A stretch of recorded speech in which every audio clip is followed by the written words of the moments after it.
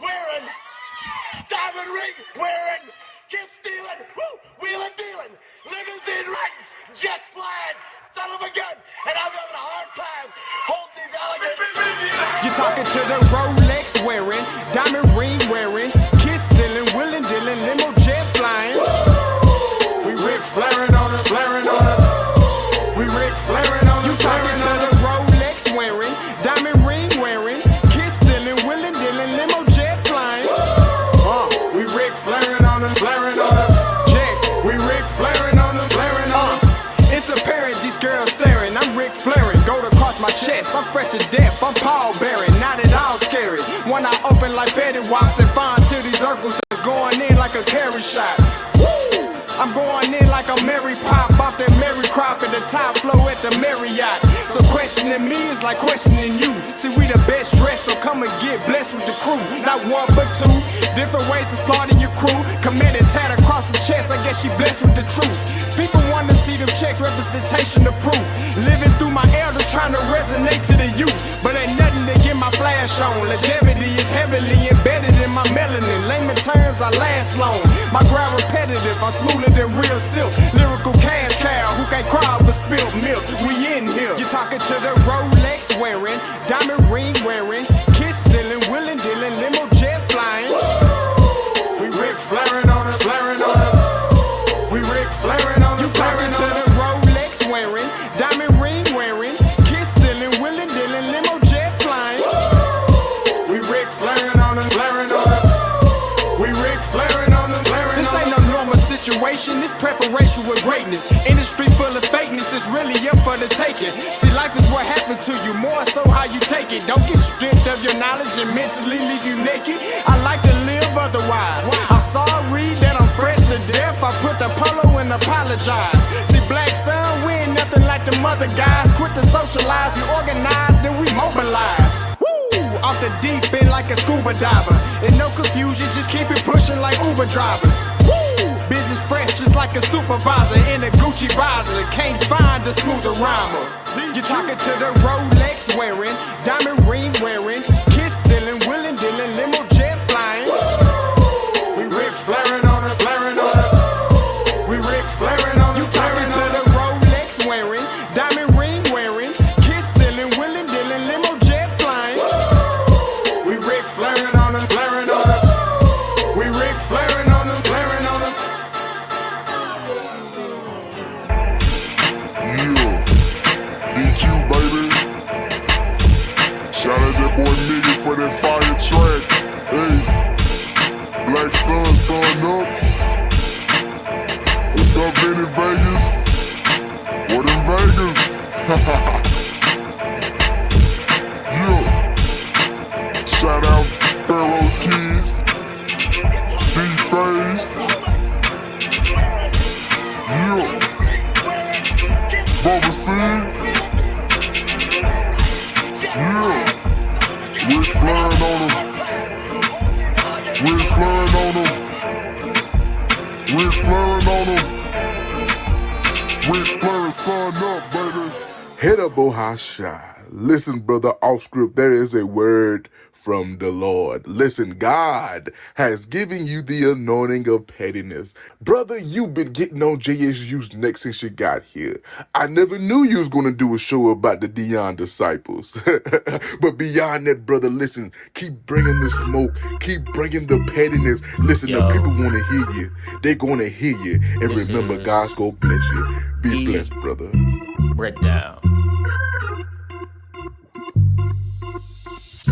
I love, too easy topic, don't take offense when I touch down. I got it to a T, not a QB sneak, but if your D look weak, I'ma rush now. The trick of the trade, we're trying to celebrate. Everybody want it done tastefully. They can't tackle me, they knowing it's the truth, but they still wanna hear me say it tactfully. H is for the heavy hits, how we handle his hypertension has to be clever. It's better if they just let him sit. Nah, this ain't a hobby. Hallelujahs hollow the halls. This is champions writing the hieroglyphs on the walls. Everyone envisioning encrypted plays on the side. Know the end goal, the end zone, and enter in my eyes. Echoes from people, me, host emos enchanted inside. Entanglements in the trenches, clear benches, enjoy the ride. Essentially, we eccentric, yet we also eclectic. Well respected, collected, and never look for no exit. No exceptions, it's expected. You took an L, so accept it. Can't water the squad down, every player electric. That's shocking. I'm exercising every evident energy leading to victory.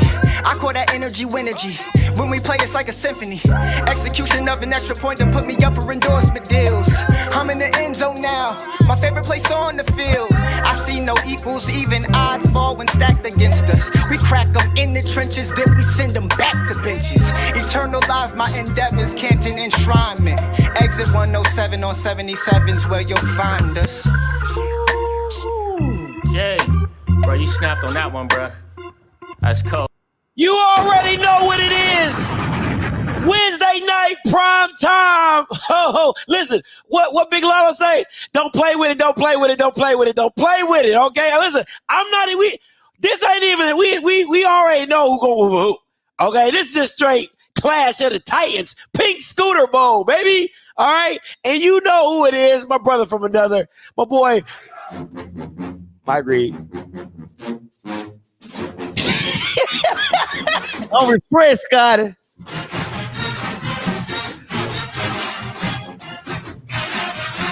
I feel good. I'm refreshed. I am refreshed. Had a bye week. I got my body, my soul, my mind right. I'm ready, Scotty. I'm happy for you, Mike. So happy for you. Oh wow. I guess that's all the excuses nowadays. Like, hey, out coming off a bye week, Scotty. I'm feeling good. We just need a little bye week. Hey, we tired. We tired. I got me some good sleep. We tired. You watch the games this week? Yeah, I caught a couple games this week. Okay. Saw some other teams that might beat you. In the sweat. No, I ain't see that. I seen FAMU struggle a half against Valley. I was pulling from Valley too. I bet you was. You was like, oh, let me go find my Valley shirt. We might do something. Let me go find my Valley shirt. Put it down. That lasts about a half. Yeah. Go ahead. Oh man, I thought I had one. Mike, listen, bro. Let me tell you. I know I said I was gonna tell you what happened. So listen. This is like the story time of the year. Okay. Before I put Scooter Bow. Oh man, ain't nobody gonna correct my boy spelling. Y'all quick to me. I didn't even notice. Yeah, see, everybody's so quick to, peek Scooter Bow. But listen, bro, let me tell you. So in the morning, and Mike, we talked about it offline, but like in the morning, I always text Mike like, hey, what's some talking points you want to talk about? My morning was, listen, bro. My morning was something. Let me tell you. So Mike was like, yo, Scotty, man, he texted me, so he sent it to me. I just want y'all to know what my morning looked like. I'm not even gonna tell you. I'm gonna tell you the story after you see the picture, because then you'll be like, huh, what? Listen, I just want to show y'all what my morning looked like. That was my morning. Now, however you want to imagine what that is, just imagine. Yes, that is exactly what you're thinking.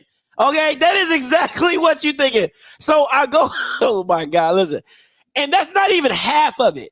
It started from the kitchen. It migrated its way into the living room. So what happened was I go upstairs. I left my daughter downstairs. Right. I go upstairs, went to grab some stuff, like straighten up the room or whatever. I put the TV on. She likes watching TV or whatever. Put on, Charlie's story time or whatever. I come back downstairs, diaper off. Diaper, bro, pull up off. And listen, bro. When I tell you, dog, that was my morning. So when you was like, Scott, I was cleaning up, dog. It was rough, man. I ain't gonna hold you, bro. It was rough, man. Man, you had a pretty shitty morning, huh? Right? No, it was tough, bro. That Jake was tough. And then the thing about kids is they don't understand. They don't. What they just happened. Listen, Somebody could have came and was like, "Hey, I'll offer you $500 for your take her." That's how I was feeling. I was feeling like that. Listen, somebody could have came up to me. Key would have came home like, "Hey, babe, where's Sala?" I would have had to hit her with the Joseph jank, with the Joseph with the colorful jacket when the brother sold him into slavery. I'm like, "Babe, God, dog, let me tell you, it was like 10 ninjas just came in here and just stole Sala. I can't. No, I was hot, bro. I was hot. They could have had her. I wouldn't even fought nobody. I'd have been like, no, don't take her. I would have just laid right there. Oh no, stop. They gone. But nah, boy, it was tough, man. It was tough, man. That was one of those days, man. That's one of those days. But that like when you have kids, man, one day you can enjoy those early mornings. I don't want those type of mornings. One day you'll be blessed. One day you'll be blessed. I don't want those type of mornings, Scotty. Listen, man. I don't know, bro. I don't know. I don't really even. I don't even really feed her nothing crazy. Like, I don't even feed her nothing crazy. Like, it's usually like, apples. She loves fruit. Like, it's usually a lot of fruit and all that type of stuff. I don't know what her stomach was on. That chick was on some next level stuff. Oh man, it was just like all down her leg. It was just a bad morning, bro. It was just I thought somebody pranked me or something. I thought what I was hoping? I was hoping like she got into like a flower plant, like a, you know what I'm saying? But as I got closer and the smell, I was like, yeah, that ain't dirt. that ain't mud. It's another type of mud. But anyway, let's get to today's show, man. We haven't been here in a while. Listen. Yay! Now, if I was Maynard, I got it in the truck. Now, I'm not going to tell nobody I got it. Because if I lose, I can't be like, Yeah. But if I win, buddy. Let's bring that joker back out. Yeah, so 3 days to a new scooter, possibly. Possibly. Possibly. You know what I'm saying? Possibly. And then, Did Coach Minor say anything crazy in the media this week? I ain't watch it. I get so tired of them conference calls, bro. Oh, they bored. They don't be asking. And then they don't ask the good questions. They don't ask no good questions, bro. Oh, no. They don't ask no good questions. I ain't. I'm messy. I like the messy stuff. That's what I'm saying. Yeah. You know what I'm saying? I'm trying to get to the nitty gritty. You know what I'm saying? So, what you said the other night? Oh, hope you're having a good morning. Oh, hope everybody in Huntsville is blessed and highly favored. Hi, Coach Maynard. Hi here. Hope you and all your coaching staff are having a wonderful day in Huntsville. Just quick question, Coach. How can you describe your quarterback situation for us? Quincy Casey has been playing really great for the last 2 games. Are you looking to make a switch? Like, I'm like, bro, why would I make a switch when he didn't been even lights out for the last 2 weeks? For those of you who don't watch the coach's call, that's exactly how it goes. Each and every Monday morning. Every single time, bro. I'm like, the dumbest questions. Hi. For 12 straight coaches. 12 straight coaches. Good morning, Coach. Hope you and everybody's well down in the valley, the Delta. Quick question for you. I be like, damn, man, just change it up, switch it up for us, man. Just switch it up every now and again. Just a sickening, man. Just absolutely sickening. But that's what they got to deal with. But listen, you already know what we start with. Starting with a hot topic. What you got this week, Scotty? Man, come on, man. It's all you gotta start it off right, Mike. We got an HBCU state of mind, baby. Come on, man. It's an HBCU show. How could we not start off with an HBCU state of mind? This Belma. I don't know who worse, him or Keyshawn Johnson. Scotty, this is so disrespectful. To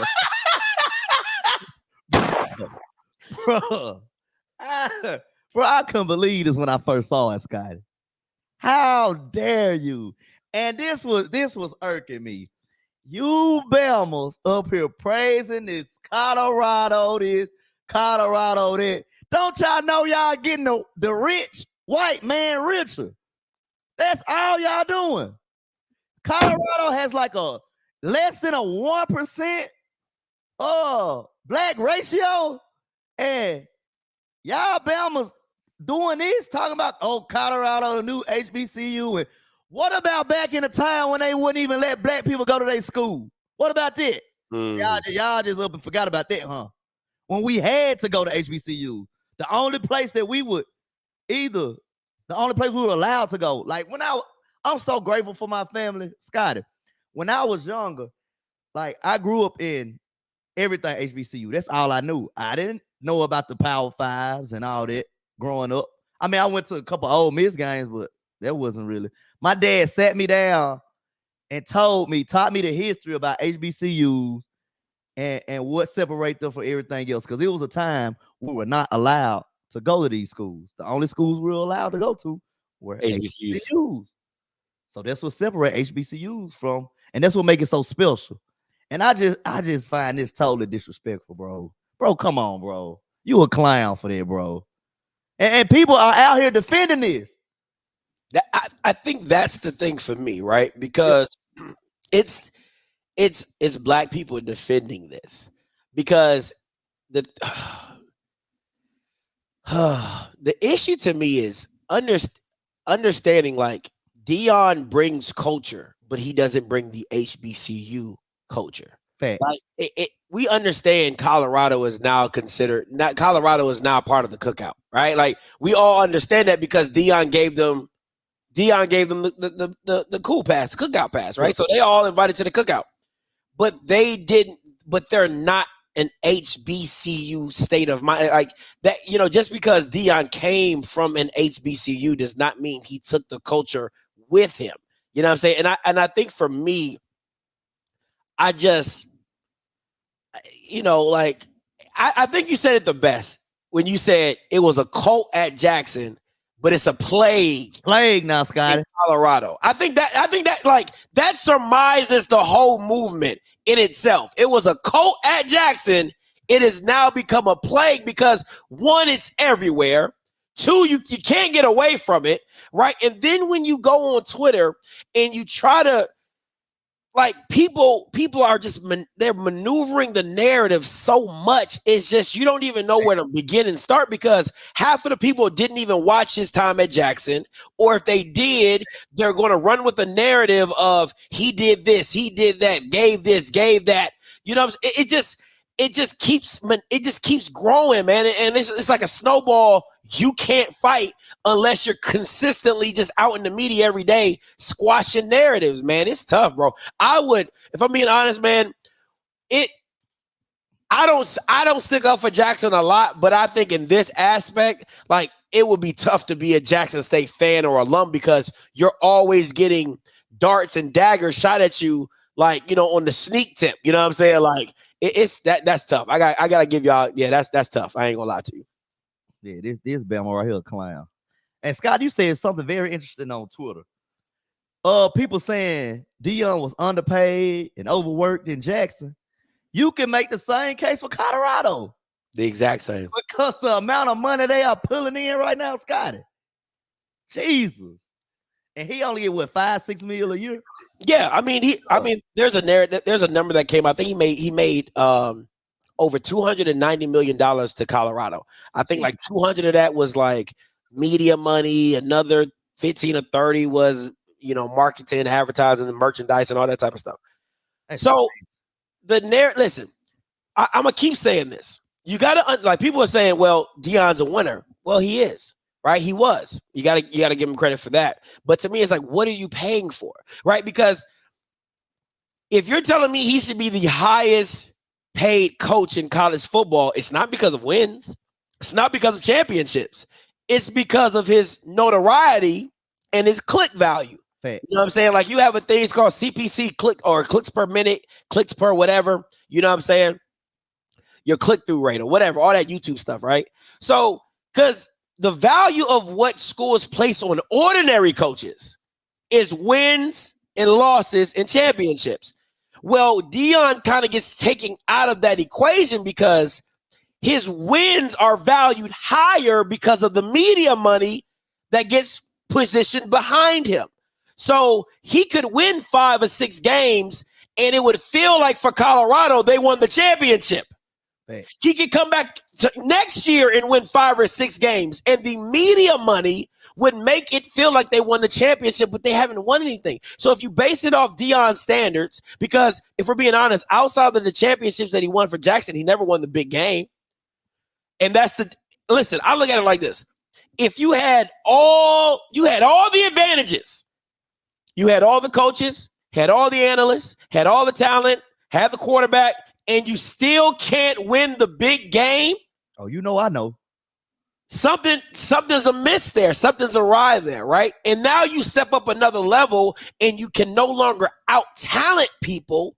So all I say is, listen, I don't have a problem with Colorado paying Dion Me either. years, $100 million, 8 years. But all I'm asking you is this: what are you paying him for? Because it's not for championships. It's literally for notoriety and for clicks. That's what you're paying Dion for. That's all I'm gonna get the smash. My only thing was people saying that Jackson State underpaid him. I mean, we paid him what we could. He still was the highest paid coach at FCS. What you want us to give him money that we ain't got? Like Colorado AD did? Yeah. So y'all stay up off Jackson State, man. Come on now. Smash coming to you. What's up, Smash? I gotta go back to a boy with the HBCU shirt. Yeah. The worst part about that is he went to HBCU and he plays Kappa. Oh my God! Yeah. He went to South Carolina State. Like that's you see the people in the comments saying he need to get in the cut. If you know, you know. Like you. First of all, I don't know if it was a joke. I just want to know what was in your head to be an HBCU graduate, a person, HBCU alum, to go up there and put HBCU state of mind. I can't even explain it. Now you got people who don't know. They just know Dion came from an HBCU. Now they may think it's cool to wear something like that. You know what I'm saying? Like it's deeper than that. Like when I seen that shit, I said, bro, I know you know. Some of the people send it to me on Twitter and Instagram, and they send me like, that's crazy. He went to HBCU, and you make a dumb statement like that. That's really crazy. Like it's bigger. Like it's disrespectful to the point. So yeah, like it's worse than it looked for real. Man, listen, somebody from South Carolina State gotta get a hold of him. Oh yeah, we gotta find him. Somebody from South Carolina State gotta get a hold of him. They gonna have to put him. They gonna have to put him in this place. That's ooh wee. Hey, appreciate the call though, Smash. All right, man. All right, bro. That boy said South Carolina. And he said it's an L for the Noops. It's an L for the Noops. The HBCU Noops, though. The HBCU Noops. Yeah. Not the PWI Noops. They like, I don't see nothing wrong. You know what I'm saying? Just the HBCU Noops. Let me ask you this. Oh, boy. Somebody sent this to me like literally 5 minutes before the show started. And I just, listen. I've heard he's not allowed back in Jackson. I've heard that. Like, I've heard that from multiple people. Oh, that bell better I never show him. I heard he's not allowed in Jackson, but I got a video, and I just want to know if he's throwing shade. I'm not saying he is. I'm not saying he is or isn't. I just want to get your opinion and see if he's throwing shade. Here we go. My people to make sure it works scheduling wise, and I'm happy to help you recruit. And so last week, you've got Coach Prime, Deion Sanders, talking to women's lacrosse recruits on their official visit to Boulder. Like, that is special. That is different. Yep. That is unlike anyone else in the country. I mean, you've seen it more so firsthand than we have, just being at Jackson and stuff. Mm-hmm. But the Prime effect, people talk about it, and they always talk about football. But the Prime effect is, it knows no bounds. Absolutely. And it's many levels and facets to it. One, he's just a good guy. Yep. Yeah. Like, he's just a great human being. And even as it relates to the football program, and wanting those around him to win the other sports as well. He understands, even with humility, who he is and what he brings to the table, and that I can help you. And so if I can help you, please call on me and I will. I mean, at Jackson State, he got through Smack Entertainment, he got the tennis team new tennis courts. It has nothing to do with football. Yeah. You know, was working with the soccer coach to get them some stuff. Because one thing that he appreciates is that everything in this sphere of influence impacts football. And if I build a winning football program here and the cafeteria isn't right, or the financial aid department is slow, or the city of Boulder has potholes, like, he makes sure everything that has a road and inroad to and from his program is operating at the same level that he wants his program to operate. So you're going to see more of it, man. Like, I've seen. I'm gonna repeat that because a lot of y'all probably missed it. So I'm gonna just rewind it. Is that everything in this sphere of influence impacts football. And if I build a winning football program here and the cafeteria isn't right, or the financial aid department is slow, or the city of Boulder has potholes, like, he makes sure everything that has a road and inroad to and from his program. Now, I'm not saying Colorado don't have power. I'm not saying Boulder has a slow financial aid. I'm not saying the cafeteria food is bad at Boulder, Colorado. I'm not saying he's not saying that. I don't know. When somebody sent it to me, and I was like, so as you as a Jacksonian, right? Alum, all that. I just want to know, does that feel like? Do you think that's shade? It kind of is, Scotty, because put it like this: Boulder don't have any of those problems. You can't associate those problems with Boulder, Colorado, even before Deion, Scotty. They are a Power 5 school in the Pac-12 conference. So this Bama, he didn't have to say this, Scotty. He could have left that is what it is. He could have answered the question and going around it, but it is what it is. It's needless. So I expect it. Because this Bama right here really crossed us. Okay, people were mad at Deion. I'm not mad at Deion. I forgave Deion. I love Deion family, his sons. I'm cool with them. They cool with me when I see them. What up, bro? How your family doing? Tell everybody I say hello. They the same with me. But this Bama right here, he crossed the line, Scotty, because he built his platform off JSU, and then he just left cold-blooded and took everything. It's still called the pregame show to this day. This Bama right here is a Judas. You see Jesus right there? This Bama right here, Judas. I was like, see Jesus where? And then I was like, oh. Jesus right there. It's Judas right beside him. Oh, listen, man.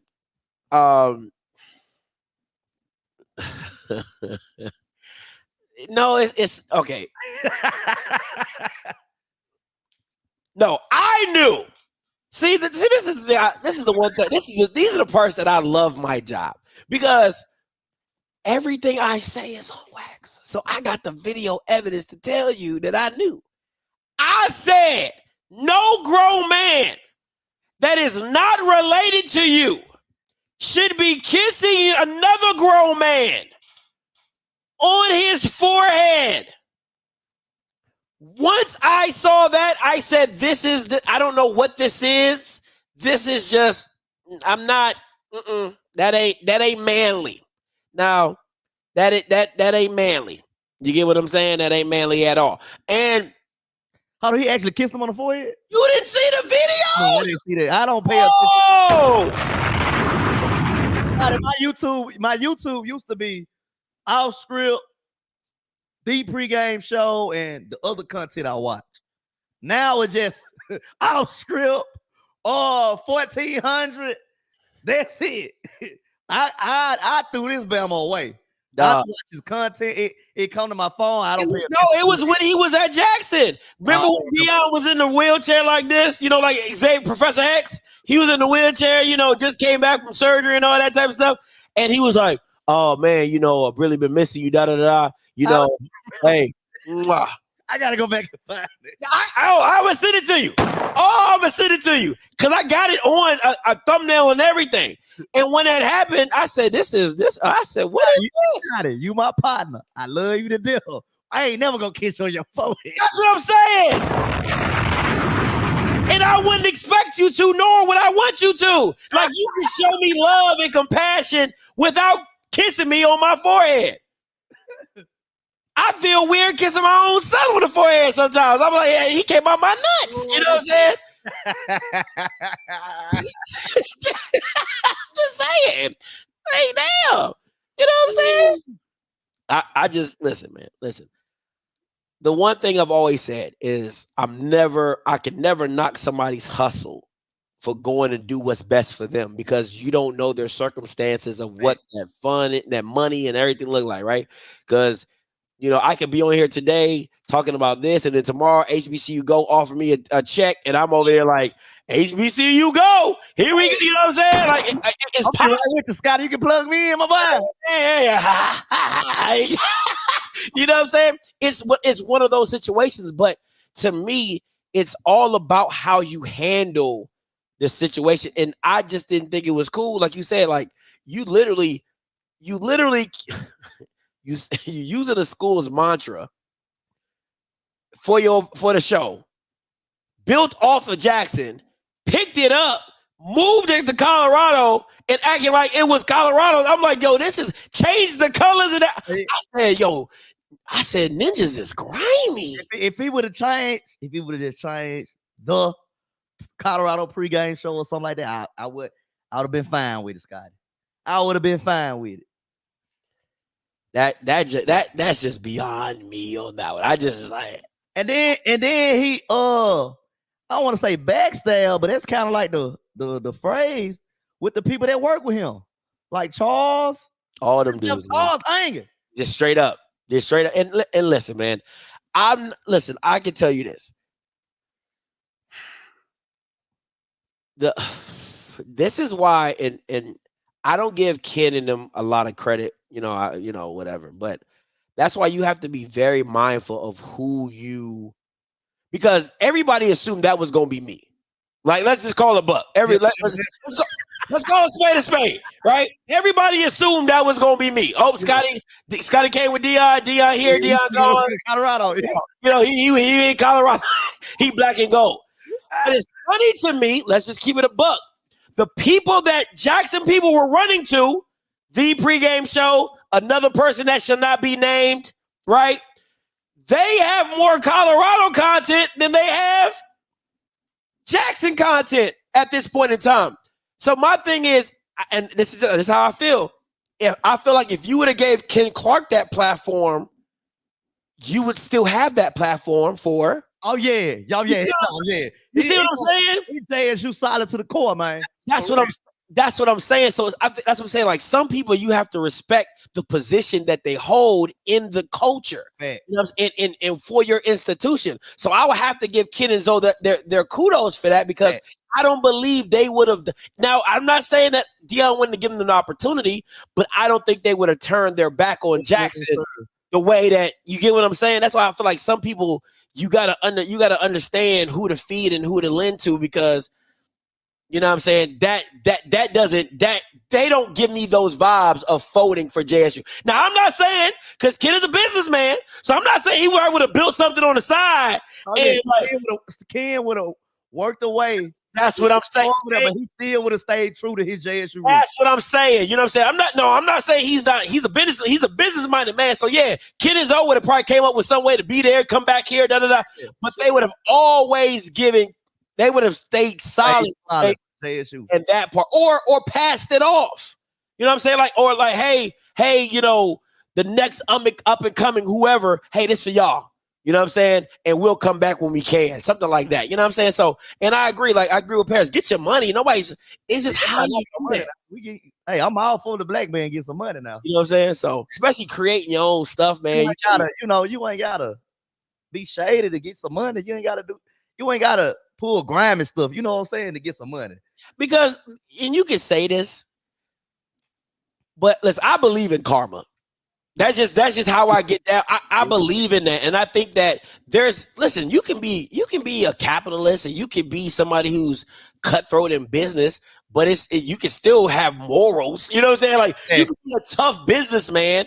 You can be you ain't going for no foolishness, but you can still have morals and values, and just key things that you just like. I'm not going to cross that line. So, I'm not going to. All right, let's move on. All right, listen. You done came off a bye, came off a win. I'm refreshed, got it. That's what I'm saying. How you feeling? You gotta, how is the Jacksonians feeling? How they, you know what I'm saying? Are they optimistic coming in after this bye week? You know what I'm saying? Because y'all sure love complaining. Oh, Scotty, we've been on the road for 4-5 weeks. Don't worry about our home opener. We good. All that extra stuff. So I'm gonna give you a real answer, Scotty. Me, I'm optimistic. It's a bye week. We had a chance to get some rest, get healthy. And I hope and I pray that we come out and you see the changes. You see that we coming off a bye week. You see that we had time to, get healthy and things of that nature. But I'm going to say this. I'm going to look straight into the camera. Uh-oh. It's great. Mr. Jason Brown. Hold on, let me. Mr. Jason Brown. Now, I've been an advocate of you since this summer. I've been going to toe with everybody on Al Gore's internet every Wednesday, going to bat for you. But listen, we're going to put an APB out on you because we need that Jason Brown we seen week 0. I don't know if you in South Jackson, out there on McDowell. I don't know if you out north off Bailey. I don't know if you out west off Ellis Avenue. I don't know where you at. All I need for you is to be in Birmingham and Mobile, Alabama, Saturday at 3:00. Sharp.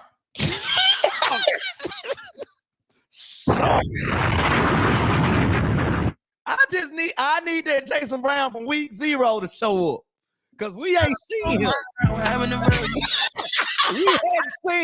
We hadn't seen you, Jason. And I've been going to bat for you every week. People talking about we need a quarterback change. They want to see a quarterback change. I'm like, no. Jason Brown is the guy you don't want to mess up the rhythm of your season by changing quarterback. You don't want quarterback controversy. So, Jason, all I ask, now I'm your biggest fan. I've been vouching for you, bro. I've been going to bat for you. I've been almost fighting people for you, bro. Just do me a favor. Just show up to Mobile, Alabama, Saturday, 3:00 sharp. And I'll be okay. Because, God, this is the game. This is the game where we got to see the real Jason Brown. We got to see Jason Brown this game. Before we get into Jason Brown, I like this question. They said grade the first half. What grade would you give the first half of the season? See, we average.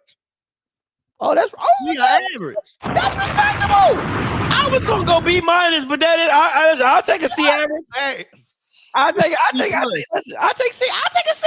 I think that's fair. I like that. Average, Scotty. We are average, and I feel deep to the core of my bones that we are a way much better team than that. We are way much better than that, Scotty. We have the talent. I don't know what's going on. I have no idea what's going on. Maybe it's coaching. I don't want to point to that, but maybe that's what it is, Scotty. I don't know if you like a real better team because you gotta understand to me. And let me give a shout out to my girl Ty. I know we not cool no more. She Benedict Arnold me. But thank you, Ty, for this. I absolutely love this hoodie. You know what I'm saying? You still solid to me, even though you Benedict Arnold me. But you still cool with me. But not. But you get what I'm saying. But thank you. I just want to say thank you. But anyway, but overall, I don't think you're a way better talented team. I think you have spots that you're just I think you're a very solid team. I don't think nothing better than what we playing. You agree? Playing? No, because let y'all tell it. Let She Love Crazy and Zoe and Ken. Y'all ain't nobody else was getting stars. Ain't nobody. Matter of fact, I think I got a clip. Still recruiting, Scotty. Don't get it wrong. TC still recruiting. Man, if I can find, I thought I made a folder on my computer. So right now, it's only 2 schools you choosing from. FAMU and Jackson State. You're in the same. SWAC, it's only 2 schools you're choosing from. You in the same. And maybe Hugh Jackson. Because Hugh Jackson building it over there. Maybe Hugh Jackson. Hold on. I know I found. Hold on. I know I got it. I know I got it. I gotta find it though. But I know I got it. Because it was a clip that I said, oh, I'm gonna use this. Because I knew y'all was gonna lose. I knew it was coming. But Scott, you got to agree we are a more talented team than what we are playing right now. If you not really. No, I didn't think you guys were that talented, if I'm being honest. That's just me. Got it, huh? I didn't think y'all was that talented. Yeah, here we go. Oh, I knew I had it. Oh, I knew I had it. Oh, yeah. I knew I had it. Here you go. I'm about to play it for you right now. Just so you can hear the foolishness that y'all was preaching. So this is why. I'm about to say y'all, and you got fools out here listening to these folks just because they saying the stuff that they want to say. Just because you feel it in your emotions and you don't like Jackson State, that don't make it right. That ain't got nothing to do with it. I'm gonna tell y'all something. If y'all really keeping score, every recruit that's committed this week and last week been 3-star. Man, we got over 3 and 4-star kids, man. How much did that help you? Listen. I knew this was going. God had told me, Scotty, record this because I knew it was coming. Now, based off what you said, Mike, you said we're average. You said you average. Now, based off what they was preaching for all the summertime, all the recruits they got, and all that. Let's continue. Every recruit that committed this week and last week was 3-star. This is a Sunbelt. And before last week, the last recruit was a 4-star. They need to come take us out the swag and move us to the Sunbelt. You said what? I can't hear you. What did he just say? You know what? You might have missed that, Mike. Let me rewind it. And before last week, the last recruit was a 4-star. They need to come take us out the swag and move us to the Sunbelt. Man, they moving average teams to the Sun Belt now. They moving average teams to the Sun Belt now. It continues. So we can get a payout. So watch this. So I know. I see a little narrative going around. But Ken, answer me this though. What's it? Who else doing this? No. In HBCU level, who else doing this? They know that, man. Ain't nobody doing this. They know that. Ain't nobody doing this. Ain't nobody doing it, dog. Now, Scotty, they right. We have the talent. We just not playing to that level, Scotty. No, they thought we not playing to. I thought it, Scotty. I thought it too. We just not execute how we supposed to be execute. We're not playing to the level we're supposed to be playing. Right now, we're playing average. You see it on film. We're playing average. We can't tackle nobody on special teams. You guys are an average Sunbelt team. That's what you guys are. You're just an average Sunbelt team. I don't know nobody on Sunbelt. That's what I'm just saying. That's what the coach said. Y'all average y'all are an average Sun. So if you were seeing the SWAC, woo! I need somebody to break that down to me. Because now we grading on a curve. If you a C in the SWAC, I'm feeling I don't know anything about Sunbelt. Hold on. I said if you a C in the SWAC, I can only imagine that you will be an F in the Sun Belt.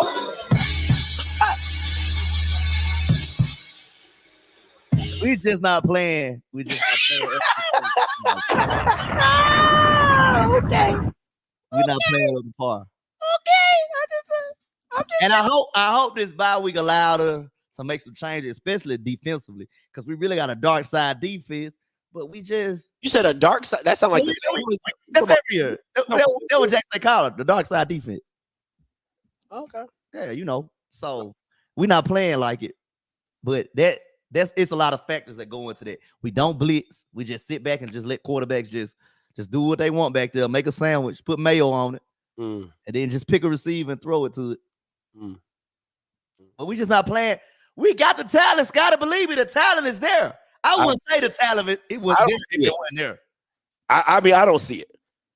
I wouldn't say the talent because I like Scotty. I have a thing. I know talent when I see it. Like when I saw Miles Crawley, snap a finger. Oh, that boy good. He a dog. You know, Texas State's in the Sun Belt. I know, Scotty. That's what I said. I don't know anything about the Sun Belt. Woo! Like I said, if you a C in the SWAC, you definitely an F in the Sun Belt. That's all I'm gonna say right there. That's all I'm gonna say. We're not playing with the part, Scotty. Like okay. I feel like if we played Grambling, Miles Crawley would cook us. We don't blitz. We just gonna let him sit back there and do what he wants to. We're only sending 3 defensive linemen. But it got to be some changes. I hope they change up some things, add a couple blitz packages, you know. Man, put some pressure on the quarterback. Because like Mr. Campbell been watching SWAC football for more years than I've been alive. And he say the same thing every year. If you don't have a quarterback, you don't have a chance. So let's make these quarterbacks beat us. Oh my God, I'm having a version. I wish my brother had made it out surgery. I'm not giving up on my boy. That's my boy. I just need him to show up in Mobile, Alabama at 3:00 on Saturday, Central Time. Okay.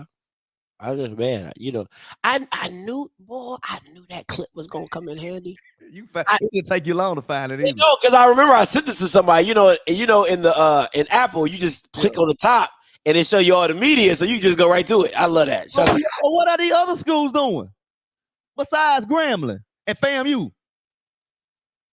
Listen, if I'm being honest, I don't think that. Listen, the path that you're listen. I don't think it's as easy as you think it. Like that's all I'm saying. Like I get you.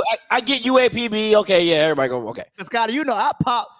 Excuse my language. I popped my shit a couple weeks ago against Bethune. What we go out and do? Barely beat them. So I just had to slow my roll, Scotty. Because I'm telling you right now, that Capital City Soul Bowl, whatever y'all want to call it, that is going to be a game. Oh, we're gonna cook all corn. Cook them. Okay. All right. Okay. But we'll get there when we get there. You'll get there when we get there. Right now, we need to focus on one snap at a time, not a game. Yeah. Snap at a time. Absolutely. All right, let's get to this high-low. You already know what's coming. High-low. Huh? Oh my God. No, that's your boy. That's easy money, Mike. Like taking candy from a baby. Look into the camera. Jason Brown, please show up in Mobile, Alabama. Okay. What's the name of that stadium, Scotty? Lads Peebles. Lads Peebles Stadium. 3:00 Saturday. Jason Brown, I've been going to bat for you. I'm your #1 fan. Please don't let me down. I'm going to go high just for my boy Jason Brown, because just in case he watched this, Jason Brown, I'm rooting for you, my guy. Lead us to the promised land. Whatever happened in the past, that's the past. Let's go. I'm not. I'm going to just tell you that right now. I don't believe it. That's low. Now, A&M does have some bad DBs. Like, exactly. They do have bad DBs, but not as bad as I wish my brother had made it out surgery. Not as bad as boy JB. Scotty, you know a safety lead them in tackles? And I had to think about it. Like, he leading them in tackles because they probably always throwing at them. I'm just saying. Okay. I got it low. I got them about maybe 180. Secondary ain't that good. I'm going high. Let's go, JSU. But Jason Brown ain't that good. Hey, my boy gonna prove y'all wrong. No. Oh, shit. Now with them DBs, we going high, baby. I'm talking about Bobby Brown. I'm talking Whitney Houston high. Okay? I'm talking about Rick James high. Come on. Stop playing with Quincy Casey. Don't do that. You hype up Quincy Casey every year to be let down when he play against Jackson State. He only played against y'all once. Boy, proven. And that team ain't nowhere near as good as this team. That team ain't nowhere near as good. So what we talking about? We'll see. That's your boy. Okay. And you gonna stick beside him. If I'm being honest, I'm gonna go low. And the reason I'm gonna go low is because I don't think the game plan is going to require him to throw for 250. So I'll say about like 215. I think if he does 215, 220, I got it around there. I think I got. If he goes over 250, it's either they're down and he got to throw them back in, or it was some big plays. Because I don't just see them trying to throw the ball around the yard, even though your DBs are pretty bad. I think they're really going to want to establish the run. So, allegedly. Yeah, no, they're bad. Allegedly. All right, Powell State runs for over 140 yards. Go high. As a collective with all the M's we got. Yeah. High. I'm going to go low. Huh? You'll see why. Listen, Scotty, we run the ball. Okay. I say low. Run the dang ball. I say low. I'm gonna just keep it at that. That's all I'm gonna keep it at. I'm gonna say low. I'm gonna go high. High? I got a 130. I think they're gonna go for 130. No, we got too much pride to let somebody run over us like that. Besides Texas State. I had to throw that in because I know that's the first thing you're gonna say. Texas State. Come on. I mean, y'all supposed to be in the Sun Belt. Y'all supposed to be in the Sun Belt. I mean, that just makes sense to me. Powell State scored 21 points. I'm taking that lot. Y'all know I'm in debt right now. Yeah, so I'm gonna go high, but I ain't gonna go too much higher. Okay. I had to tone it down. I had to, because we're a running team. We pound the ball. So I'm gonna go push. Okay. Nah, Scotty. No. Nah. How many? Okay. I'm just trying to understand. FAMU scored what? 30 something on y'all? Yeah. 38. Southern scored what? 10. 10? 10 or 13. 13, I think. 13.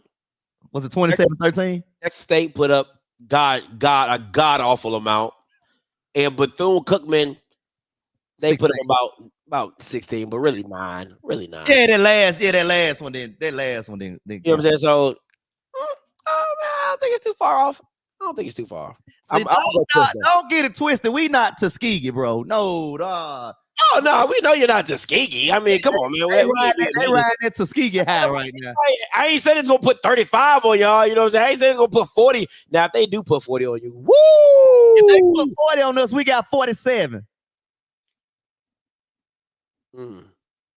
Okay. I mean, I don't see that happening, but okay. I mean, hey, you know, it's possible. You know, anything's possible.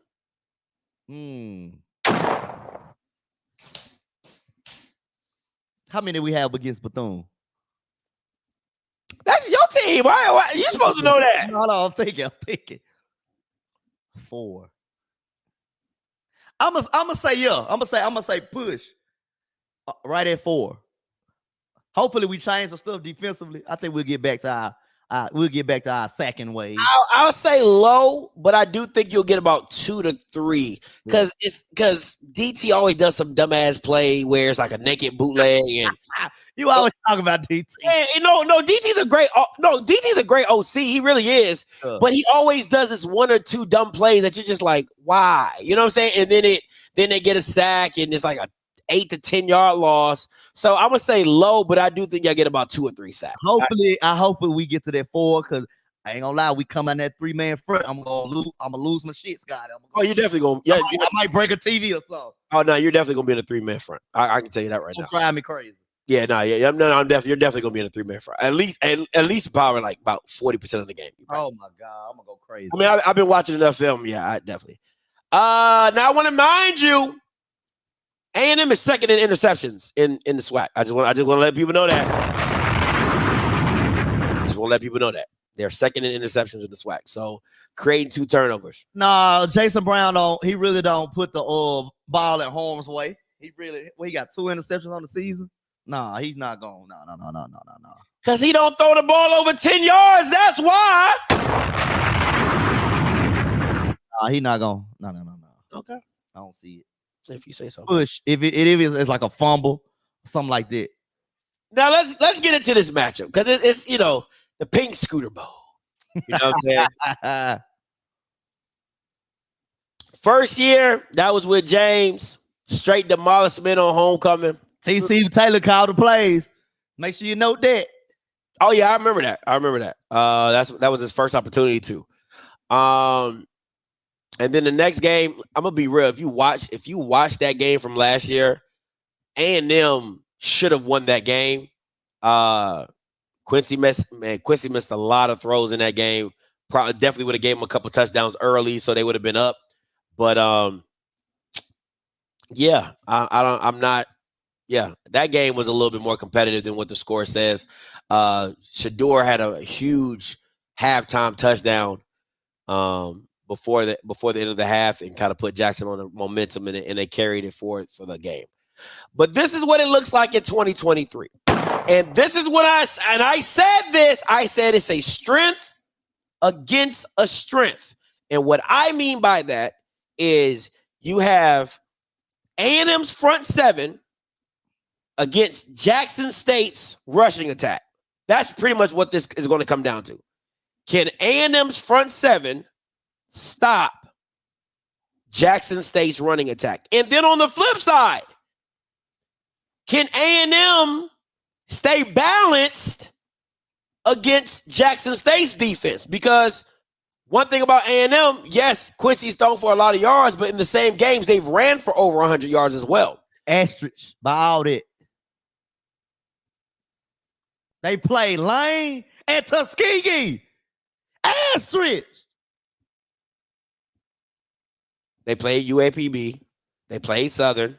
They also play Lane and they play Tuskegee. Asterisk. You play South Carolina State. South Carolina State is a D1 program. You play South Carolina State. No. South Carolina State is a D1 program. We not playing D2 Lanes and Tuskegees. We not playing them.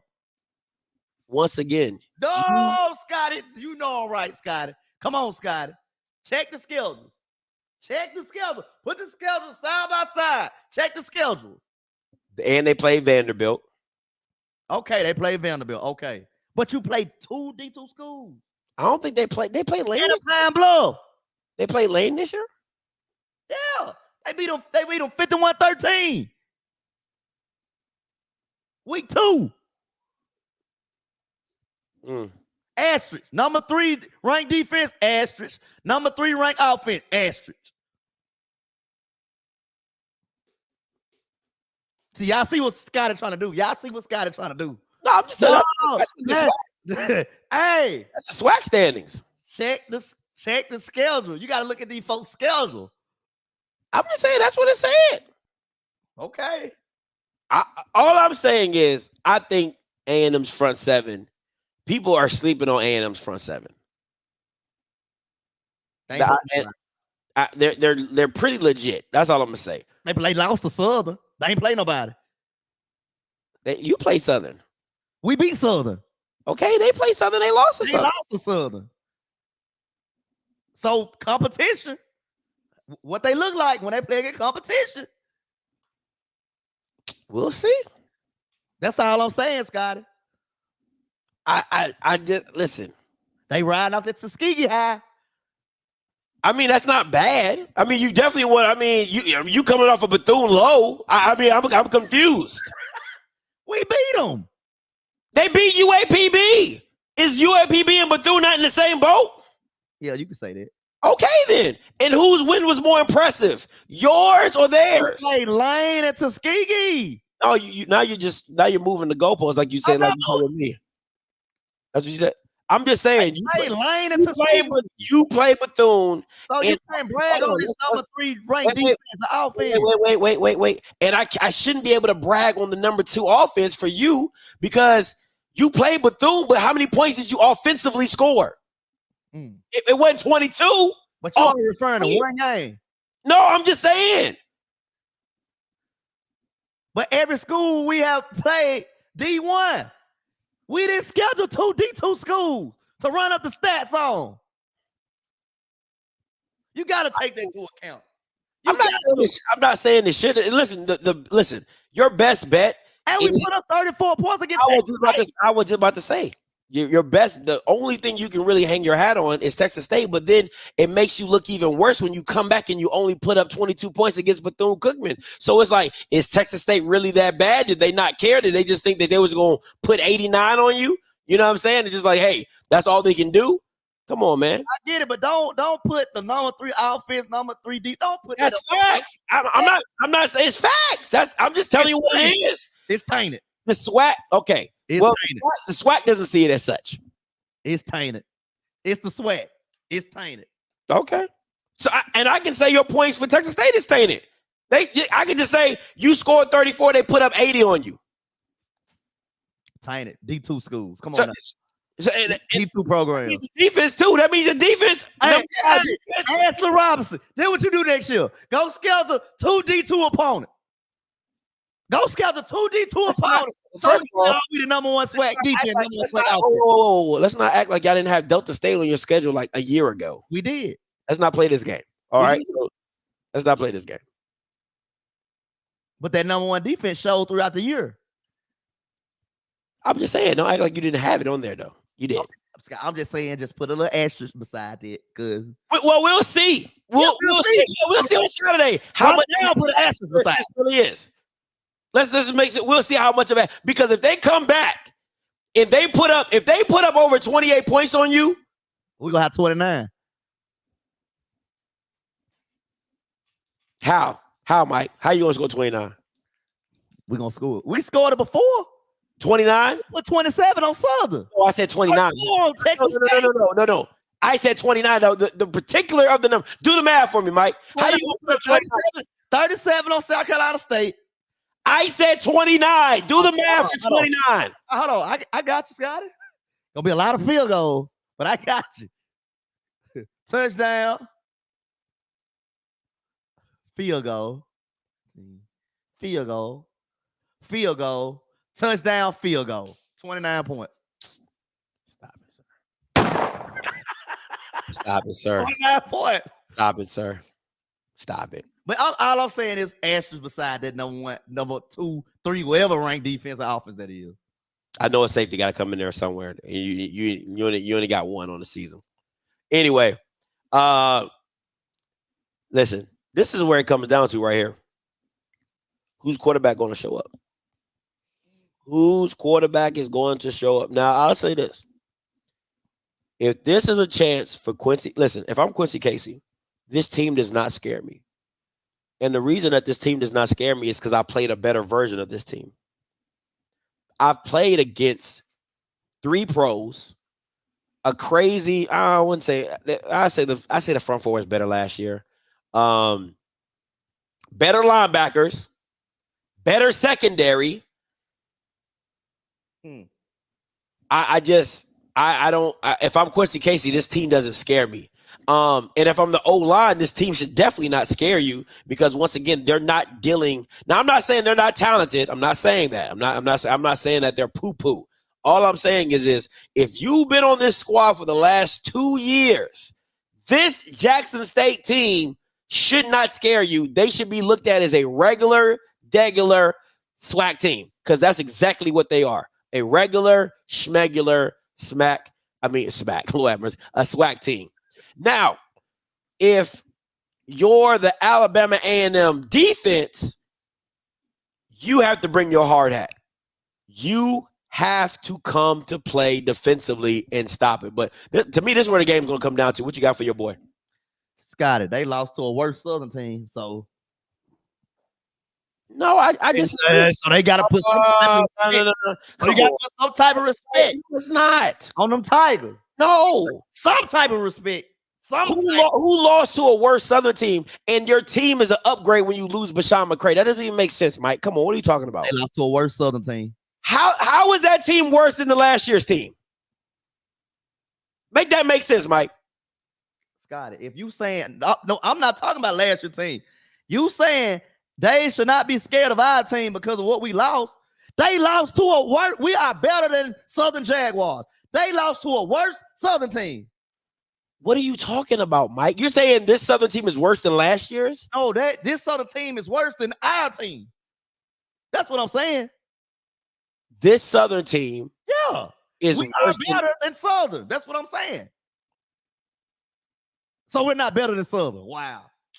No, I'm trying to understand what you're saying. So you're saying this. Okay, so what you're saying is this year's team. I'm not talking about last year. Okay, so you're saying because you beat Southern this year. Yeah, we're a better team than them. Okay. And they lost to Southern. So they should put some type of respect on our name.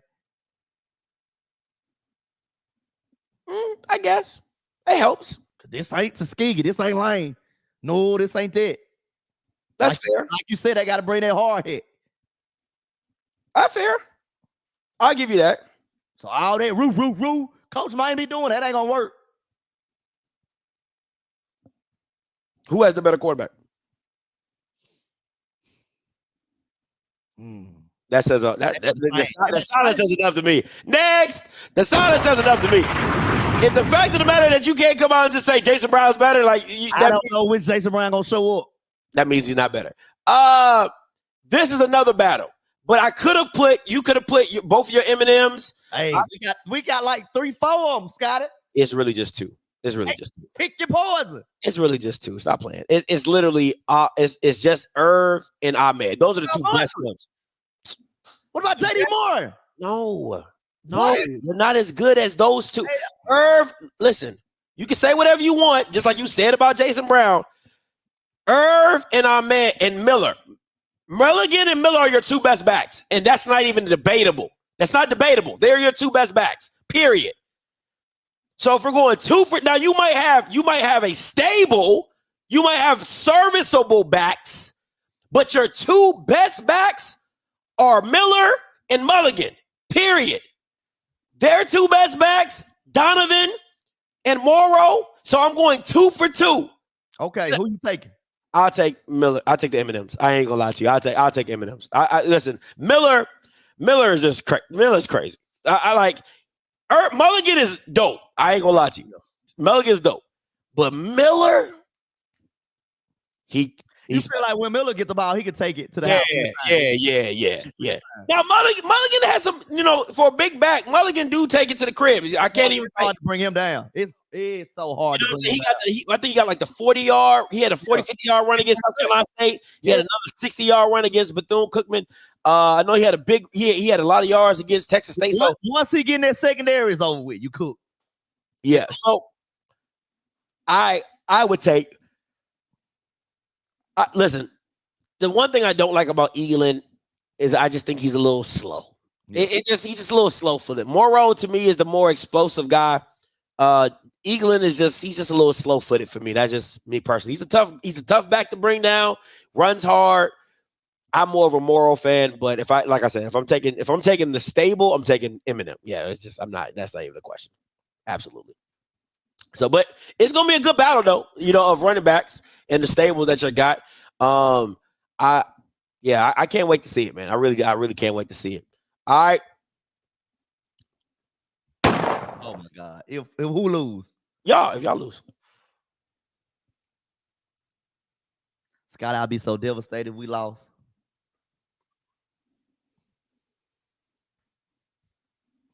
I wouldn't even know what to say. I mean, I know you're not gonna fire him. No. I'm saying. But my thing is, you've been beating this team for the last 2 years. Mm-hmm. You lose to them, which is supposed to be your bigger, better, faster, stronger team. That's what somebody told me. I don't know who. Somebody told me that. But what is the narrative? Because to me, it's like losing to A&M really, in my opinion, sets you up just to be an ordinary SWAC team. Like I think you kind of lose that mojo, because if you lose to FAMU and you run the table, it's like it's kind of like we're reversed. You know what I'm saying? It's kind of us two, and blah, blah. It's us and everybody else. Yeah, it's kind of y'all two and everybody else. But if you lose to A&M, it gotta be. If we lose to A&M, it got to be the Mike Tomlin approach. Some changes got to be made. We're gonna make some changes. We're gonna look at We gonna look at the coaching staff. We're gonna look at them first. Yeah, season is over. That's facts. We're gonna look at the coaching staff. We'll have to make some changes. Yeah, that's fair. That's fair. Now, on the flip side, listen. He cooked. He done. Yeah, man. I ain't gonna lie to you. It's because now it goes back to the situation because now you're living off false hope, right? You have the Lane game. You have the UAPB game. You have the Tuskegee game. Yeah. And everybody living off this high, right? Everybody living off this high. Everybody partying, all back, all that type of stuff. And you walk into a neutral field in Alabama. So this ain't at the vet, right? To where you can be like, Quincy coming back. It's a lot of stuff going on there. It's a neutral field in Alabama, and you lose to a lesser Jackson State team. Like this should be a get back game for Maynard. Like I've been getting my butt whooped by Dion for the past 2 years. This is my opportunity to get back, and you lose this game. I don't know. Take a fork on him. I don't know how you can bounce back. The only thing that can save him maybe is winning the Magic City Classic. That could be his saving. That could be his saving grace. But if you lose the Jackson and then you go lose the MCC, you done. You definitely done. You definitely about it there. You know what I'm saying? So, but yeah, to me, if he loses this game, you got to put the biggest asterisk on that SWAC championship. I know that's SWAC championship. Man, you gotta enlarge that asterisk on that spring championship because it's like, what have you done since then? What big time programs have you beat? You haven't beat FAM, you haven't beat Southern. You finally beat Grambling. That was with Quincy. Yeah, that don't count. Grambling was down and out at that point. You know what I'm saying? I don't know. I don't know what Maynard can really hang his hat on. That you beat all the bottom feeders and you won the Magic City Classic for 4 years. So, he lose this game. He gonna have to beat Magic City. He gonna have to win the Magic City Classic. I would start. Listen, I'll be getting my short list together. I'm just. Hey, that's a good point. He said that it might be the loser leaves town bowl.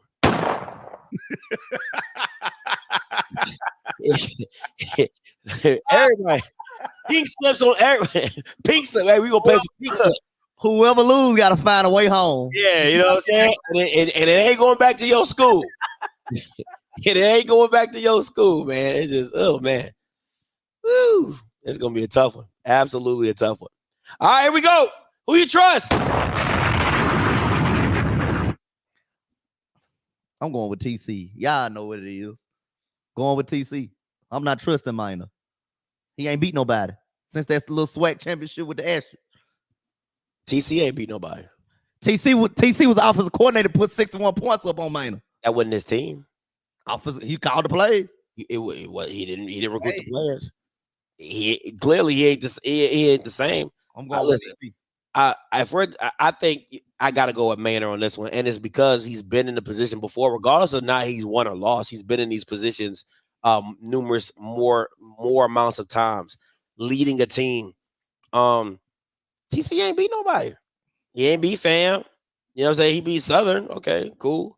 But I mean, you really don't. I don't know because it just hasn't looked good. Right? Like offensively, you guys just have not looked good offensively outside of running the ball.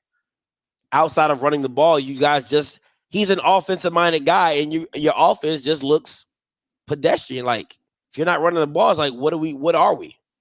So yeah, I gotta go with Maynard on this one. Because I'll say one thing, they look balanced. Even in this disarray, losing to Southern. They still have looked balanced as a team. You know what I'm saying? Bad play calling, but look balanced. They look capable of throwing the ball. You guys don't even look. The last time y'all looked capable of throwing the ball was against Texas State. At times. Yeah, y'all look incapable at times. But I can agree with you on this, Scott. I'm gonna keep it real with you. At times, I'm scratching my head like, Yeah. We look garbage. Yeah. So we'll see. All right, players to watch. For me, on the A&M side, Terrell Gardner, you got to watch out for him. Number one, he's y'all Rico Powers. That's pretty much, if we want a comparison, he's like the year Rico Powers. I thought you were going to go with Hambrick. I think Hambrick had a great game, but I think the special player, I think Hambrick is good. And I think he's going to give you guys fits because of his length. Yeah. And if Quincy can put it on the money, yeah, he's gonna. He's more a possession receiver. Yeah. And Terrell Gardner's the explosive guy. He's a playmaker. Yeah, that's why I say he's more Rico Harris. Rico Powers. Zarion Hayes, I also agree. The D lineman. He's a problem. The linebackers for A&M, they're a problem. So yeah. And you already know about the running backs and things like that. So we'll see what it looks like. Players to watch for you. Once again, Jason Brown. Can you do something for me?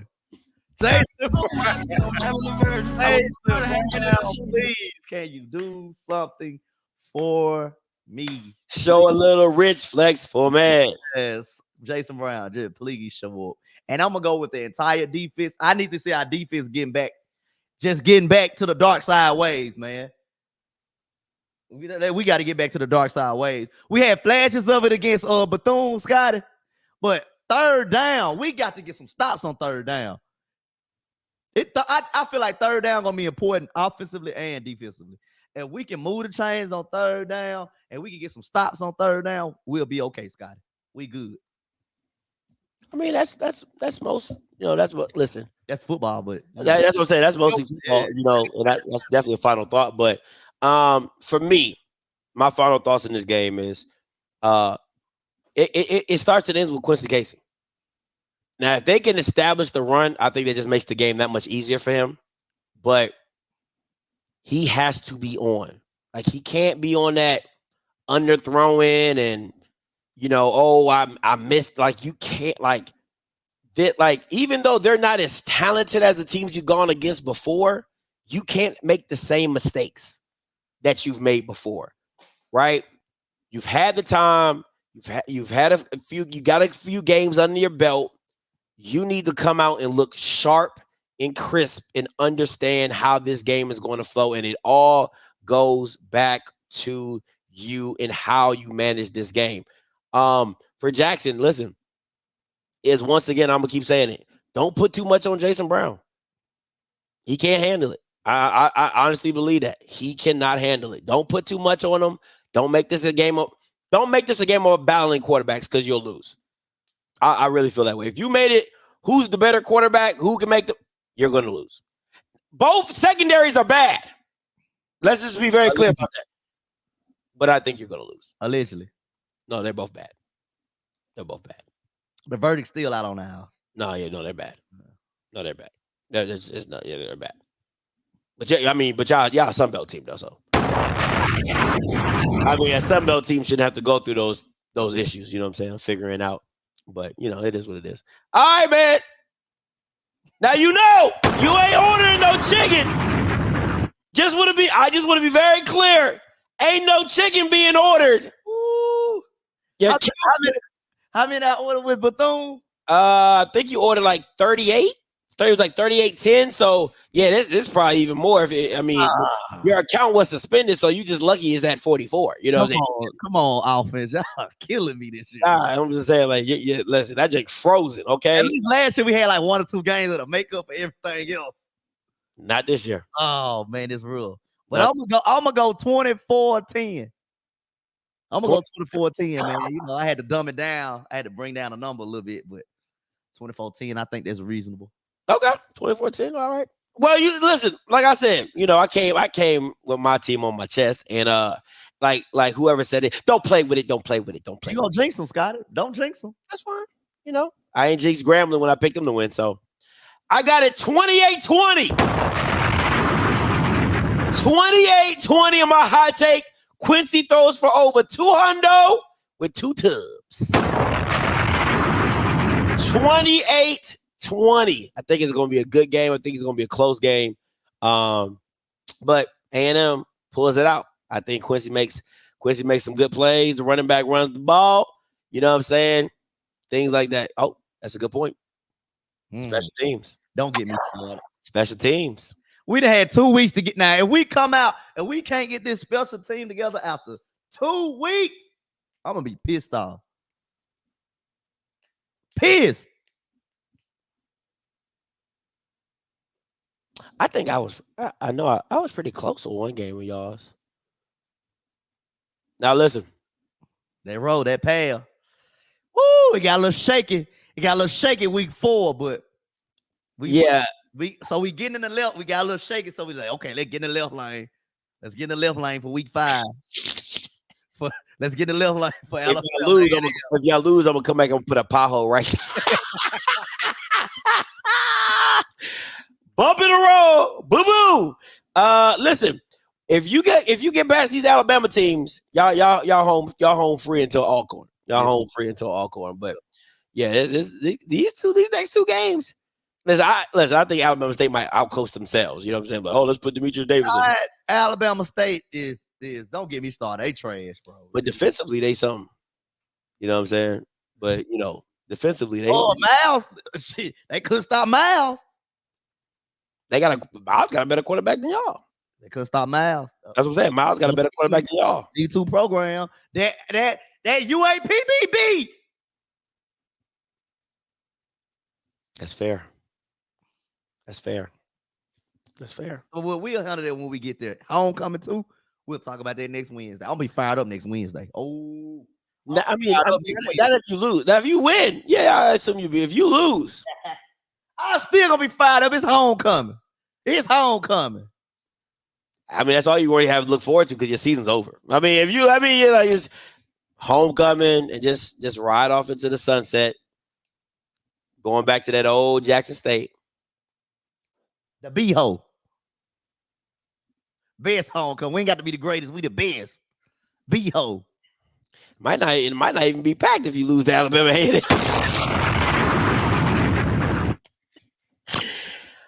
might not even be packed if you lose to A&M. And listen, you come back with a loss, this clip is gonna be ready. In your emotions, and you don't like Jackson State, that don't make it right. That ain't got. Hey, if you're in your emotion and you don't like Jackson State, it don't make it right. I'm gonna tell y'all something. If y'all really keep the score, every recruit that's committed this week and last week been 3-star. Ain't done shit for you. Ain't done a damn thing for you. Every recruit done brought in about 3 or 4. And what do you have to show for it, my boy? We gonna get it together, Scott. Coming up a bye week. So FAMU ain't bringing in 3 or 4 stars either. You know what I'm saying? But they just mollywatch you. I ain't gonna lie. Joe coming to you. Call lines are open. 518-263-8124. Joe coming to you. Hey, what's going on, Scott? I got a couple questions for you. Talk to me. Bethune-Cookman, we really don't know what they look like because they only played one SWAC game. Who do you think got the better defense, Bethune-Cookman or Pine Bluff? That's a good question. That is a good question. I'm not gonna lie to you. I expected a lot more of UAPB playing against Southern. I would have to go right now. I'm gonna just lean a little bit towards UAPB because I saw what they did with Tulsa, and they gave Tulsa fits in the first half. I'm gonna lean a little bit. I think Bethune-Cookman has the better front line, but I think UAPB has the better back end. That's my, but All right. Now, the second point is you're being a little biased with A&M ranking and offensive defense. I'm not being biased. Your word, no, listen. From your words, Southern had the #1 offense, and what you said, they didn't play nobody. They played 2 D2 teams, correct? And you said that wasn't no real numbers, right or wrong? Right. I'm just using your words. So basically, you got to say the same thing for A&M. Negative. Because they played nope. D2 team. Nope. See, let me show you how this works, Joe, because y'all think y'all be trying to get me, but y'all really can't. But it's a nice try, though. It's a nice try. Because what I also have to put in there is just like I have to put Texas State's for Jackson, I got to put Vanderbilt's in for A&M. And they play Vanderbilt pretty darn well, if I do say so myself. Now, you can say they're a bad SEC team, but they'll be an A-level SWAC team. So, and they still put up, 14, 17 points against them? So, maybe even more, if I'm not mistaken. I think it was like 20-some points. So, there is some validity to the game that they play, and they still play UAPB. Right, so you gotta. There's 2 SWAT games and an FBS opponent. So the thing with Southern is this: they don't really ever schedule anybody, right? They'll put D2, they'll put this, they'll put that, and then you're like, oh, we're this and we're that. You're like, you didn't really play nobody. You know what I'm saying? At least, but Southern did play a top level SEC team. Who? LSU.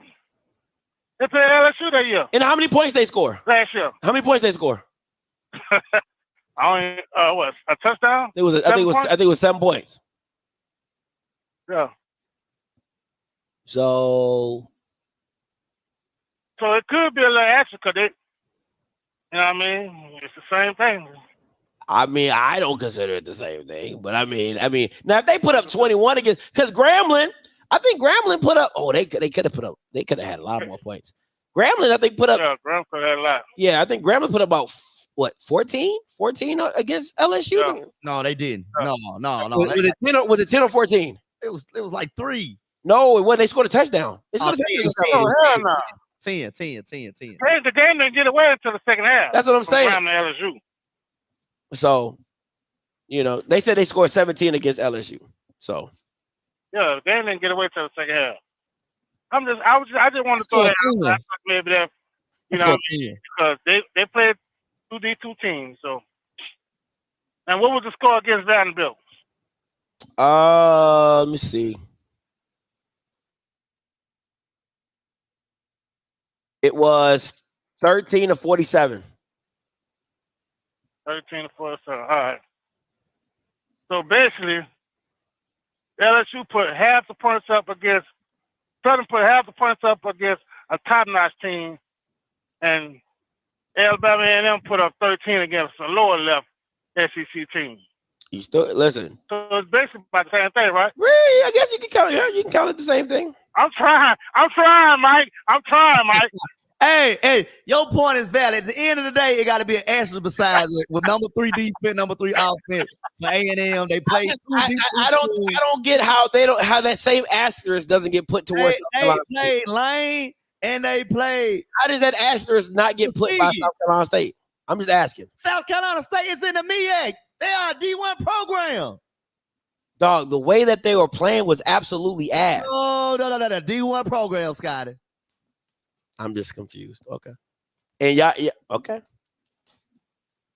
That's all we saying. I just want to throw that out there. I'm going, man. No, you good, Joe. Appreciate it. For me, I would just kind of hang my hat on Texas State. I wouldn't hang my hat. That's all we saying, Scotty. They played Lane and Tuskegee. Come on now.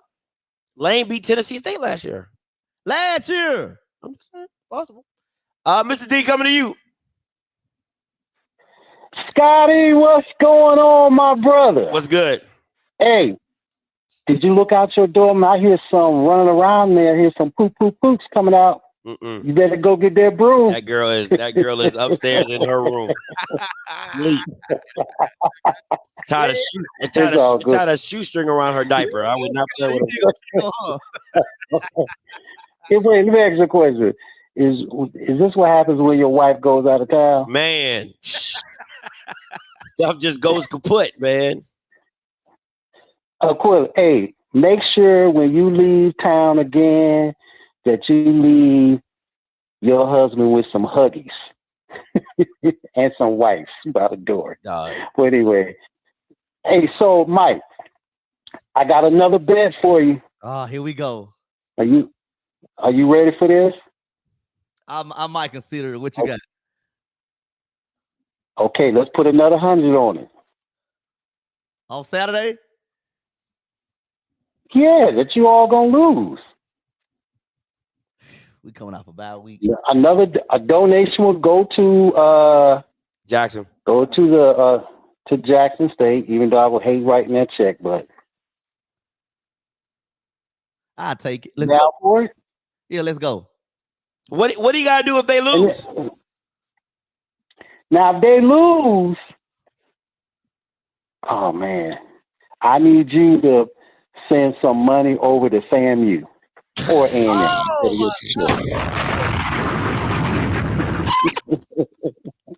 Not the highest of 7 Hills. That is funny, and it's like their giving day too. They got like this is their giving week too. That's funny. Yeah, that's right. That it's is funny. Giving week. That is funny. I'll take that. That's funny.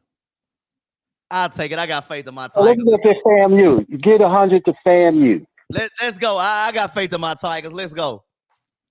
Hey, this is the last time I'm gonna bet because what's gonna happen is this is gonna start the powerful brigade down that path. So it's gonna be by the end of the year. We'll see about three holes in the ground. So, but I'm not gonna bet you anymore because I don't want to break your pocket. But, TC, I got another 100 coming your way. Somebody let TC know. I'm doing my part. Hey. All right, man. Y'all take care. Hey, Scotty. Yes, sir. Let me see you. Show your hands again and make sure we don't have nothing on your hands. Your hands are clean. Had to use gloves. Bye. I appreciate it. Listen, somebody said I think I like if A&M win, I might have to send you a pig scooter there, Mike. Might have to order you a nice little pink scooter. Put it right in the background, right up against your fireplace. We're gonna be all right. Go Tigers. We're gonna be okay. Let me see. Cal coming to you, Dre, and Mr. Campbell. What's up, Cal? Yo, what up? What's goody? Hey, why you keep downplaying South Carolina State win? No, that game was so ass, bro. It was an ass game. Hey, okay. I mean, don't get me wrong. I'm not saying that game wasn't trash from them, but they have beat another FCS school to beat Citadel by 21 points. Hello. And South Carolina State played Charlotte. They played Charlotte. They lost to Charlotte 24-3. And we beat them worse than Charlotte did. You know why it made me feel. Let me ask you this. The reason why I feel like just South Carolina State was ass because your quarterback has not looked the same since. Let me just remind you. I mean, like, let's be honest. Listen, you know what that's called? It's called an anomaly. Yeah, I don't know if you guys, I don't know if you know. They have a thing called a blue moon. You know that's literally because in astrology, there's a time where the moon does actually turn blue. That's why it's used like, oh, I haven't seen you in a blue moon. That is how Jason Brown is playing. Oh, haven't seen that since week 0. So that's why I'm like, they was absolutely ass because your quarterback has shown me over the past 1, 2, 3, 4 weeks that he's been absolutely ass. Okay. Let me see how I can quote this. I gotta agree with you that he has not been playing good football since that first game, but he hasn't turned the ball over a lot either. Thank you. He's not converting enough third downs and keeping them chains moving enough either. Thanks. But it is what it is. I'm just saying South Carolina State is better than the 2 Division II schools that Alabama A&M played. Facts. Would you agree with that? I would say this. This is my thing. I don't even know if Jason Brown could throw 300 yards against Tuskegee. Like that's where I'm at with Jason Brown. I don't even know if he's capable of throwing for 300 yards against Tuskegee. And Tuskegee's defense is absolutely atrocious. Absolutely atrocious. You know what I'm saying? So I can't even give you that. So I don't even know where we're going. Okay. What else do we know? I got a question. Remember a couple weeks ago, y'all did grades for like Jackson State, FAM, and Southern, right? Mm-hmm. Y'all had Jackson State at like a 2.6. What grade would you give A&M? That's a good I question. graded like I think 10 things. It was like coaches, quarterbacks, each position, and 2 coaches. I didn't do special teams. That's what it took us now. That's a good question. I think running backs will be an A, quarterback will be a B, offensive line will be a B, defensive line would be a B, linebackers would be a B, DBs would be a C minus, D. I'll probably give them a D. They're not really that good. D. And I think we did coaching. Coaching, I'll give it like a C. I mean, you gave a lot of B's and a few A's. No, like 2 C's. No, their offensive line is pretty decent. Their D line is pretty. Like I can't listen. Their D line is pretty decent. I mean, that's probably going to total over a 3-point average. Okay, let me ask you. I mean, No, because you're asking me for a reason. So, how would you grade the quarterback position for A&M? I got a baby crying. What was it? Let me close this door. Everybody got kids going nowadays. Quarterback for A&M, what would you rate it? I give him a B. Okay. Running backs, the running back room, because that's how we grade it. Same thing I gave for Jackson. Running back room. Okay. Yeah, that's a 3. So the quarterback can get a 3 for me. Okay, so you said a B. The running back room. Yeah, a 3. Okay. Offensive. I'll probably get him I'll get a running back on a C. A C. Yeah. Okay. Offensive line. I give them a C. Defensive line. I get them a B. Linebackers. I get them a B. DBs. Yeah, I'm looking at. They might get that 2.0 action, that 1.0 action. I get them a D. In coaching. Coaching. You was defense, offense and defensive side. It's combined. Combined. I give them a B. A D? A B. No, a B. A B. 3.0. Okay. So the only thing that we really swapped on that we didn't agree on was the running back room and the coaching, because the coaching I would have gave a C and you gave the running back room a C. So we really just flipped. We could just say that kind of washed each other out. So I mean, I don't know what that average. Yeah, I don't know what that average out, but I would assume it averaged out a little higher than yours. Okay, I was a 2.6. I didn't. I'll put my calculator out. All right. So let's go with what you said. You said the coaching gave him a C, right? No, you gave him a B. That's what you said. You said a B. I'm going by what you said. You said a B. Okay. Well, I'll do mine first. I got coaching a C. I gave the B, excuse me. The quarterback, I gave him a B. I gave the running back a C. I gave the O-line, they gave him a C or a B. I can't remember. A C. You gave him a C. Okay. We didn't go over receivers. No, you did O-line. I'm sorry. You did O-line and D-line Bs. O-line and D-lines, you did Bs. Okay. Linebacker, you did B. Okay. And then DBs, you did DBs, D. I gave him a D. You gave him a D. D is in Delta. And then coaching, you gave a B. All right. 7 for the 2 plus 3, I think, receivers. I think I'm missing one. I got like a 2.1. I don't sound right. QB, running back, wide receivers. Wide receivers. That's what we missed. Wide receivers. I might give him a B. I get him a B. Go ahead. What you got, Mike? Whatever it come out to, it don't count. They've been taking remedial courses, playing 2D2 schools. They've been taking remedial courses. That's not like the regular courses. Hey, he got a point there. Like in those 2 games, and look at those stats. But I watched them play versus Pine Bluff. That's a game I watched them play. I didn't watch them play for Southern. I might watch that game tonight. Okay. The coaches, I gave them a B. Quarterback gave them a B. Running back, I gave them a C. Receivers, I'm giving them a B. O-line, I said a B. D-line, we're going B. Backers, going B. DBs. If I did everything right, that's 2.1. I'll call back in when I get my math right. I don't think I get my math right. Lord have mercy. I know somebody else on the Boy, phone. I hope you ain't graduate from Jackson because you're making them look real bad right now. Dre, coming to you. Hey, what's up, man? Do you think Jason Brown is feeling the pressure of not trying to be Shador, but replacing Shador?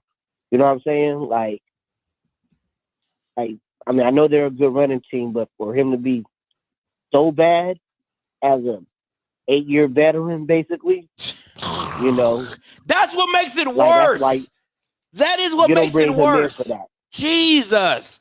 He been playing football since 2017. Crazy. So listen, I think it's hard to replace a Shador, right? I really do. But to me, what makes it even harder is the standard that Prime had left of winning and the expectation that they have to win, right? Like, and win now. Yeah. So I think that's more of a pressure than just following Shador. It's just like we have to win now. Obviously, you can't be Shador, but you don't expect him to be this bad. Like, you don't bring a 27-year-old in trouble. You know what I'm saying? Like, in that case, you could have started a true freshman. Thank you. I let him just go through the growing pain. Thank you.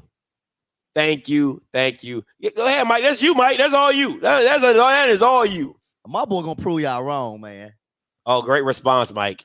Great response. I got faith in my boy Jason Brown. That didn't even answer the question. He simply asked you, is there pressure? Of course it is. The standard is a standard at JSU. Oh my God. And Dion has raised it up so high. So, plus Shador had better talent around him too. So, how? No, that's not what. What? Man, we got over 43, 3 and 4-star kids, man. Hold on, Mike. I love how the narrative, y'all Bama just be out here just throwing stuff up and you alley-oop that one to me. That's not what Zoe said. You a Sunbelt team. I'm sorry, Dre. I'm sorry. I had to stop. Nah, I mean, but it is pressure there, though, Dre. It is pressure there. It definitely is. You can't deny that. Yeah, I would just say just because of his age, like you bring in a vet to really keep things stable. If he was gonna struggle like that, I would have just started a true freshman and let him take his bumps. You know what I'm saying? Let him learn on the. I get it, but the only thing I can say, Jason Brown does not put the game in harm with turnover. He don't turn over the ball. He don't turn over the ball. Oh, now, first we're gonna turn that ball over. Yeah, but y'all can't trust him. Y'all can't trust him to win it either. I know he ain't gonna turn it over. I'll take a game manager versus somebody who's gonna turn the ball over. No, these stats aren't even game manager stats, bro. These are that's like a placement holder. Scotty, we don't need that much from a quarterback when we ran for 270 some yards on the ground. All right, in the Southern game, in the FAMU game, I'm asking. Not the FAMU game, but that was just a bad game. That was terrible. Okay. Then the next week, Southern 27 completions, 140 yards. 27 attempts, 140 yards. We got the dub. He did what needed to be done. Man, the standard is the standard must be real low. That's a low standard. The standard is to win the game. We don't play for stats. Oh, okay. To win the game. Okay. All right. Anything else? Hey, appreciate it, y'all. No problem. He didn't want to answer your question, Dre. No problem. Appreciate the call. The standard is to win the game, Scotty. The man said you got a 12-year veteran playing college football at the quarterback position, and he's struggling. The standard is to win the game. Long as he winning ball games, I don't care. I don't care if he throw for 2 yards. We won. That's a placement holder. Hey, what's up, Mr. Campbell? Scotty, how you doing? Michael, how are you this evening? What's going on, Mr. Campbell? Now, Michael, you know I'm calling you by your government name because this, Michael, unfortunately, is not a friendly call. This is a business call. Approximately at 12:50 a.m., September 23rd, you know that phone in the back, Mike? It rang again. It was Sanderson Farms looking for you, Mike. So, Mike, once again, the off-script debt collection unit has to make this phone call. So, Mike, let me start. Mike, I'm calling concerning overdue bill. This call is being recorded for quality assurance. And we'll be using the collection of a debt. Mike, can I verify some information just to make sure I am speaking with the one Mike Reed? Mike, you are Mike Reed, DJ Mike Reed from Dallas, correct? Yes, what you got for me? Okay, just want to confirm that. Now, Mike, on the last show, you said that Coach T.C. Taylor was your reference and he was going to make sure that he was going to help cover this balance, right? You did say that on the show, correct? Correct. Okay. So, Mike, I actually called Coach T.C. Taylor, and we asked him, did he know that you were using him for collateral? Mike, do you know what Coach T.C. said? What'd he say? Mike, he said, we didn't know. He said we didn't know.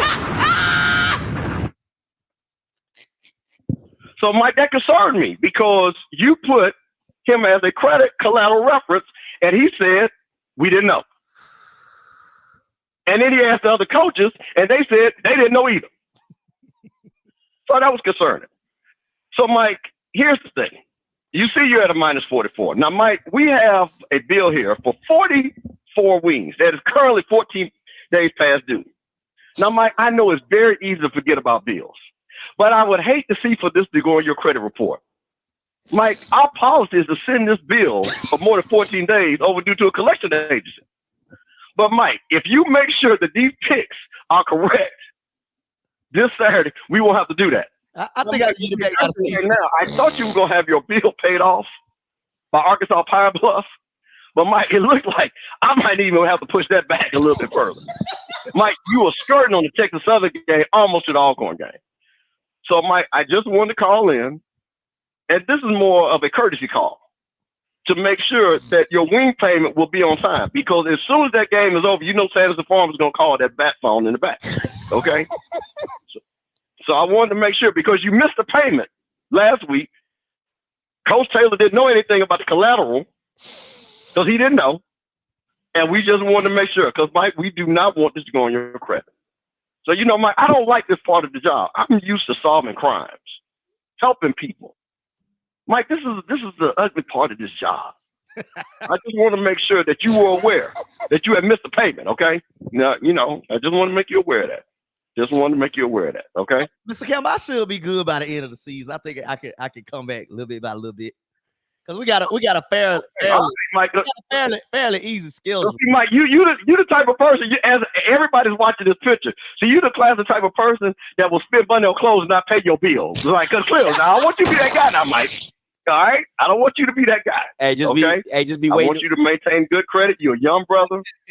And I know you're trying to do things with your life. So hey, just make sure you know keep a tab on him for homecoming. You know, homecoming. You know, I know. Well, you know, I know he's gonna start putting stuff on Ken's bill and Zoe's bill and all that. So I'm gonna make sure that they have their credit locked down. So when Mike comes to the club asking for wings, he's gonna have to do cash on. Cash on. That's it. Yeah, we don't take card from you, Mike. we don't take it. So, Mike, you know, so again, that is our debt collection call for tonight. We can end the recording, but remember, everything that you have said, Mike, will be used in the collection of a debt. Have a good night. Appreciate it. That was funny. He said, I think I can by the end of the season, I can get back to where we between Alabama A&M, Alabama State, Valley. Who is TSU? Alcorn. Okay. 45-12 coming to you.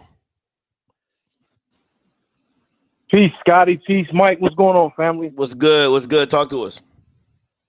This Diallo in Ohio, man. I hate to follow Mr. Campbell, man. That's a hard act to follow, boy. Golly, I was wishing I got on before he got in here. But I wanted to go back to the conversation before he came in with the crime report. And I think two things can be true.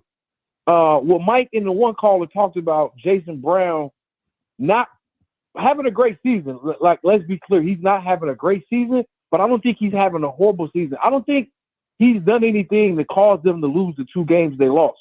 Let's be honest. The FAMU game, the defense shut them out in the second half. And if they can not be so horrible on special teams, we have a ball game. You know what I'm saying? And then the Texas State game was just a blowout. However, the game was 28-20 before it really got out of hand. So they were competitive for about a quarter and a half. And Bethune-Cookman, I will say he shit the bed in that game. You know what I'm saying? The defense with the safety and the touchdown really saved them along with the running game. So I think you have an opportunity for him to grow and to get better. I don't think he's been as dismal as Scotty as you may make it to be sometimes. However, I'll say this, and then I would love to hear you respond to this. At the end of the day, if they lose this game on Saturday, which I'll call it the Pink Scooter Classic, I think you really have to look at replacing him, because I told people from the beginning when he came to Jackson State, he's going to be the starter. You don't bring in a 5th or 6th year starter to sit the bench his last year of eligibility. It's just common sense. You know what I'm saying? And I didn't think any of the other guys were that great to even warn him not starting. So I think we all knew he was going to be the starter. But if you lose this game and the season is pretty much over, I'm going with the kid from Syracuse, giving him an opportunity to finish the second half of the season. That way you can come into next season with momentum. What do you say to that? And what are your overall observations of Brown? Man, listen, the latter part of your statement, I absolutely agree. If you lose this game with Jason Brown, there's no point to play him anymore because you're not playing for a championship. You might as well see what you have with the Morgan kid or Zai McDonald just to see. I completely agree with you on that aspect because now we're just trying to see what we can build on going forward in the future. So I agree with you on that. My thing is this is when people say he's not that bad. And I would say, Basham, if comparable, if I bring up Basham McCray stats and put up and don't have no picture, and I just put up the last 4 or 5 games of Basham McCray and Jason Brown, they're one and the same.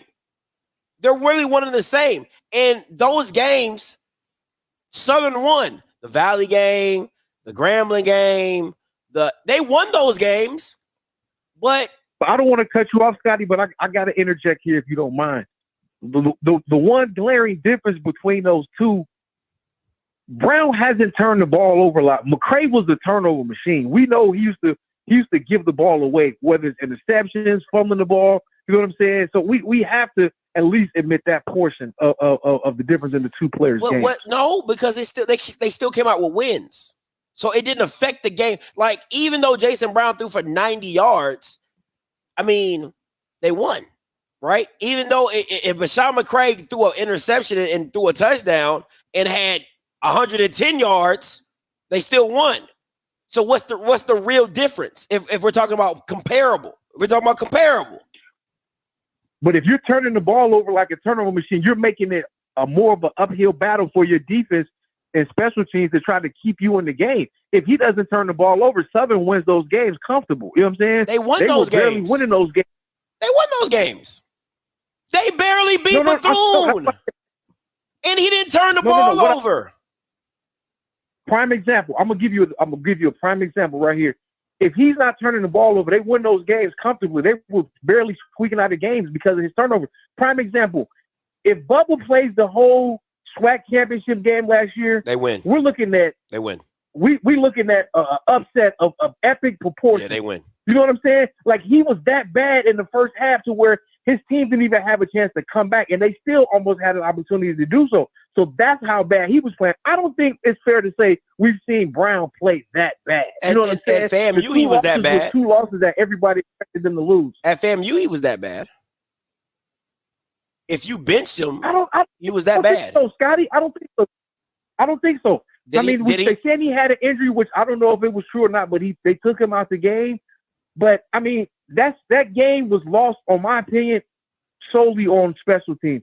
The offense really didn't help them out as much as they could have. The offense wasn't the reason they lost the game. I cannot stand that argument. Is special team it's 2023. Did special teams just get added to the game? I'm asking that's a question. Did special teams just get added to football in 2023?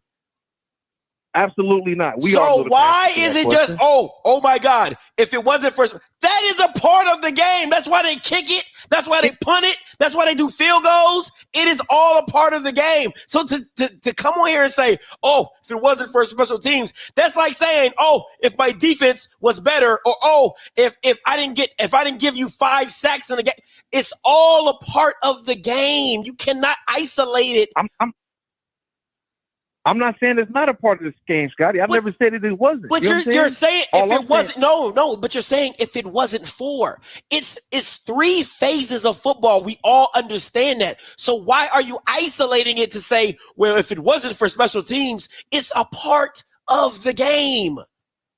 It's a part of the game. But let me say it like this. Maybe you could understand me different in this way, right?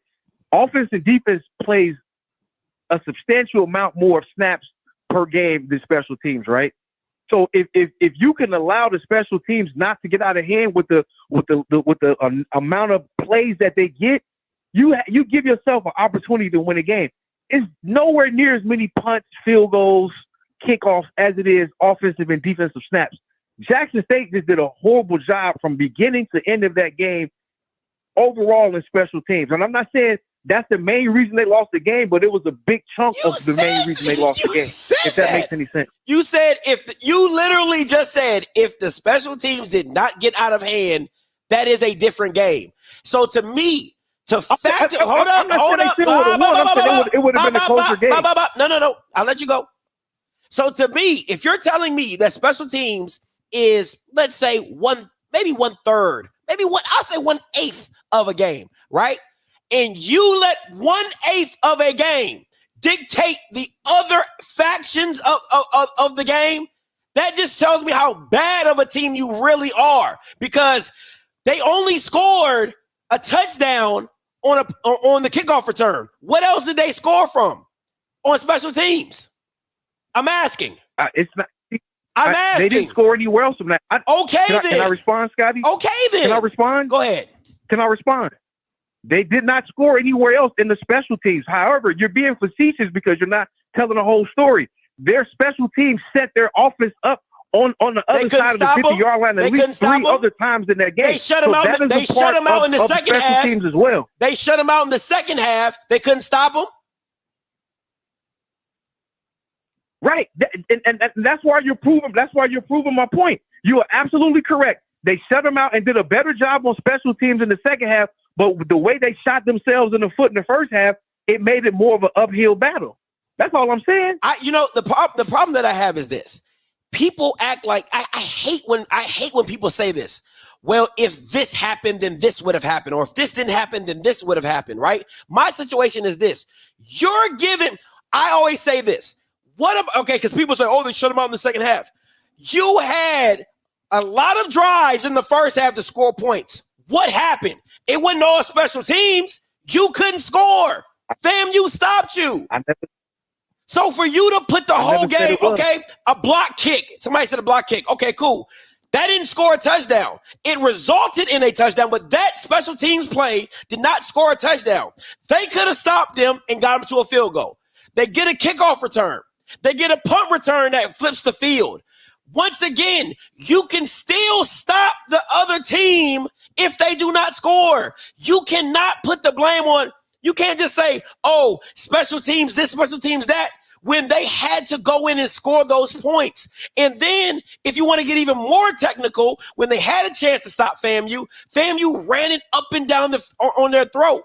Ran it up and down. Jackson State couldn't stop them in the fourth quarter running the ball.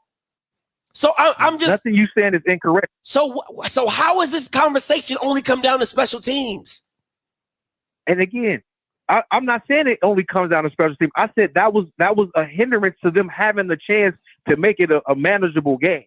Special teams, in my opinion, put the game out of reach. And Jackson State, yes, they shit the bed defensively, they shit the bed offensively, but special teams was the straw that broke the camel's back.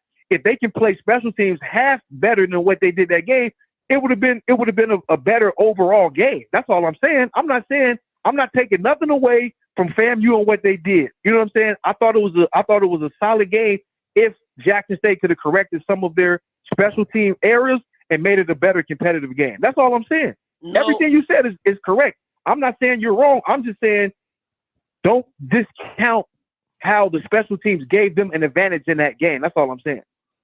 Oh my gosh.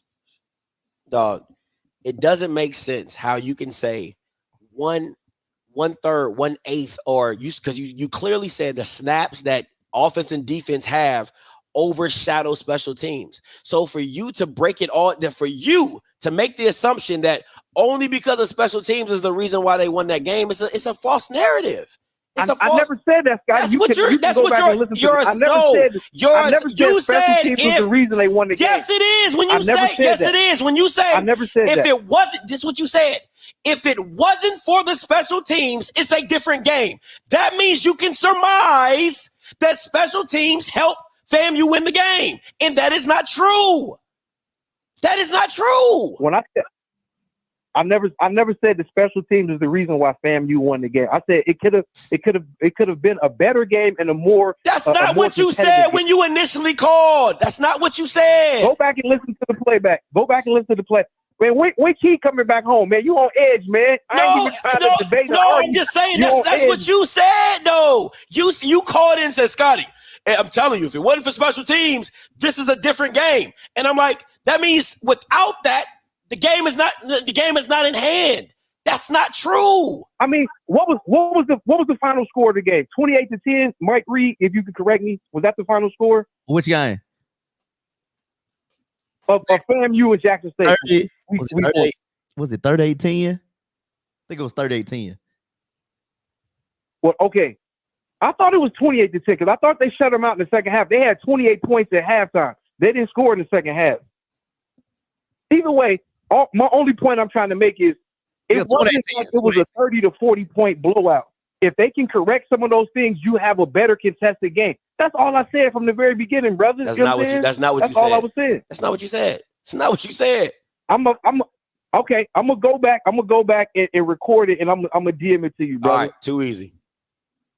All right, man. Y'all be safe, man. All right, good night, brother. All right, brother. But to his point, Scotty, Jason Brown don't turn the ball over. That's a fact. I think, how many interceptions you got? I think it doesn't matter when you don't make the plays that need to be made. I know a quarterback got 3 interceptions in one game. One game. He don't put the game in harm. I'd take a game manager. I would take a game manager. Winning ball games, guys. Okay. At the end of the day, listen. You can take Jason Brown. You can have him. Take him. I just listen. At the end of the day, like to me, your team is not good enough to just have what you have. Like, and to me, the Bethune-Cookman game showed me everything I needed to see from your team. Your team is not good enough to unless going forward we see more from Bethune-Cookman and they're super competitive in other games. That game alone let me know that Jason Brown isn't the guy that needs to be on the team to be led, because offensively, how many points did y'all put up? It's 10. The game was like, what was it like? It was like 6-9. It was for the longest. So I just listen, man. I just at the end of the day, you got a lot of excuses. We also were injured. Okay, everybody is football. Everybody's injured. Whoop-de-doo. A lot of these other Bama's got interceptions after interceptions after interceptions. Okay, good, 5 interceptions. But when you're throwing, okay, make this make sense. And this is what I tried to tell you the first time I saw Jason Brown. When you're not throwing the ball past 10 yards, it's not too many times you're going to put the ball in harm's way. Anytime he throws the ball over 20 yards, he's absolutely ass. Absolutely ass. And I showed you the stat in the South Carolina State game, and you're like, Scotty, he threw for 300-something yards. When's the last time he's done that? Scotty, we got a W. Listen.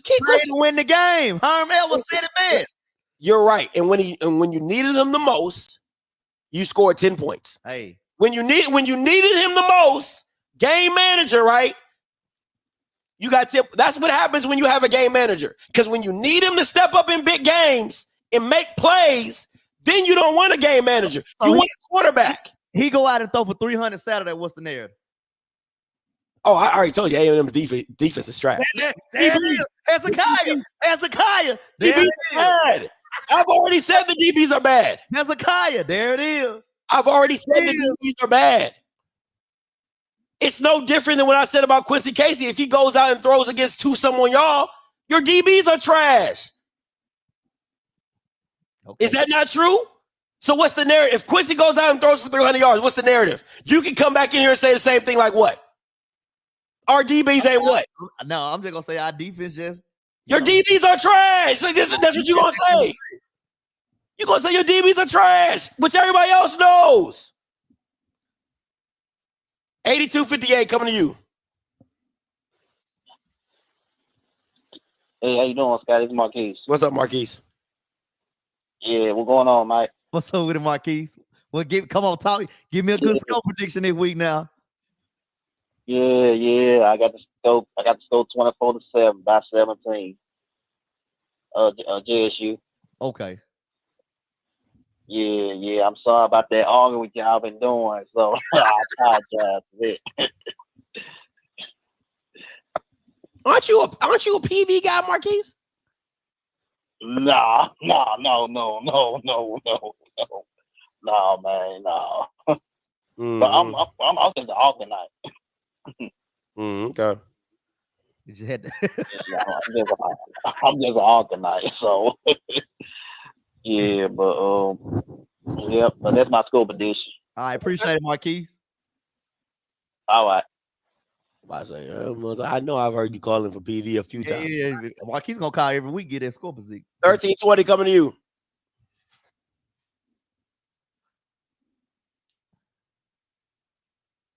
Book.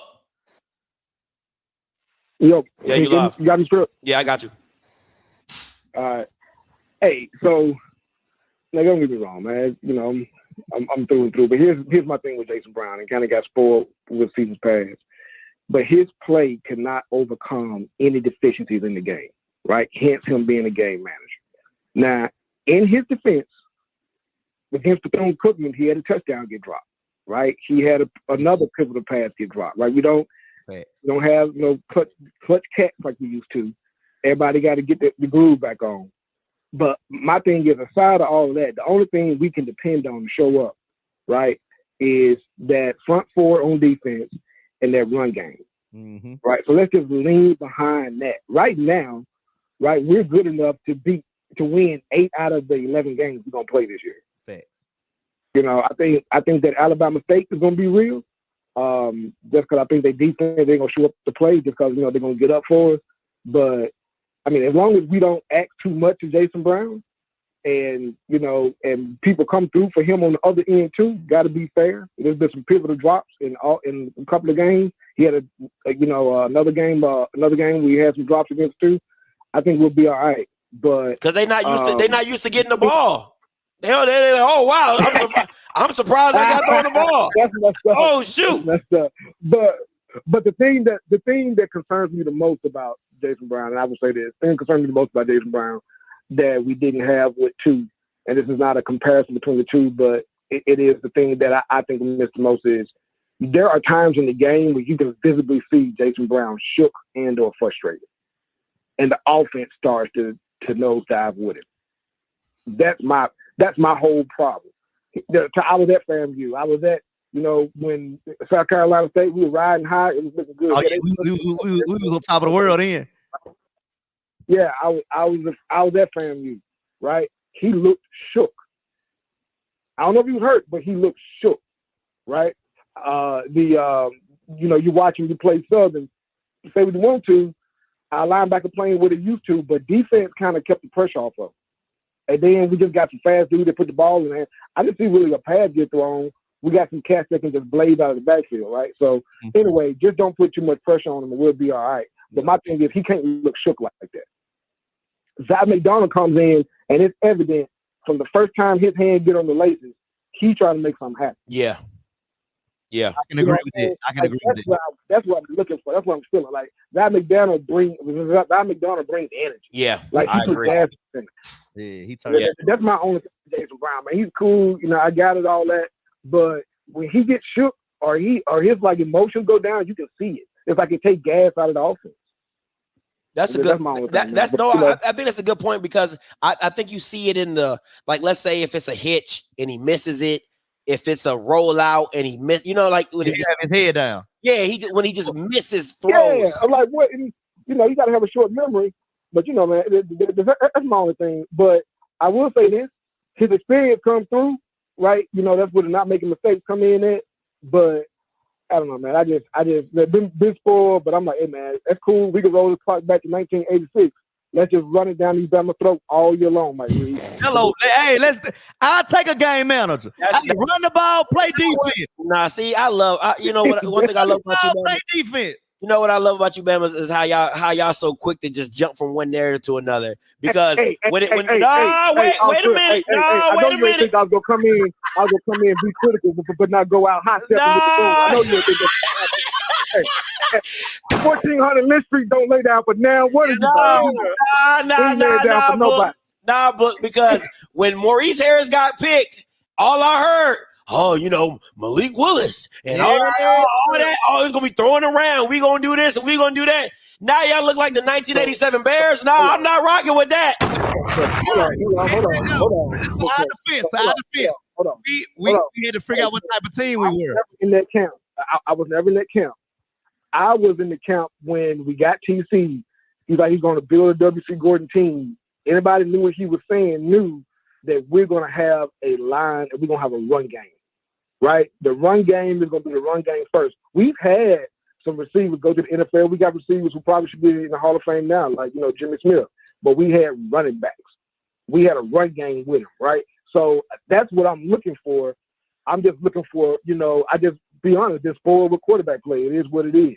So, but I'm just looking for more than what we got from a guy who's been playing the position for a while, right? You know what I'm saying? I'm not looking for him to hang his damn head and it sucked the juice out the team. At some point in time, a game manager still, hell, when Trent Dilfer was playing with the Ravens, he was a game manager, but when he needed to get the team up to moving, you know what I'm saying? All he's going to do is hand the ball to Jamal Lewis. He still has some fight in him, you know what I'm saying? So I'll say this, man. y'all, if you put Zod McDonald back there, y'all gonna look like the 2006 Atlanta Falcons, okay? With Algie Crumpler, Warwick Dunn, TJ Duckett, and just y'all triple option, pretty much a triple option team. That's what I would do. I mean, if that's what you're gonna do, that's what I would do. I would just put Zod McDonald back there and just have fun. You know what I'm saying? Triple option. That's what I mean. That's pretty much what it. I'm okay with it. At the end of the day, we playing for W's, not stats, and we'll figure it out next year, right? The biggest thing is, because at the end of the day, if we keep winning and FAMU drop the soap once or twice, we're gonna wind up in the championship. But we got to keep winning.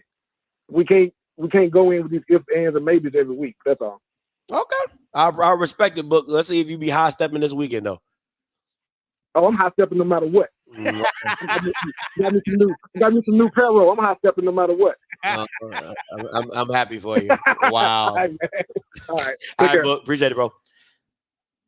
Hey, I'm gonna say I was on that Mo Harris train.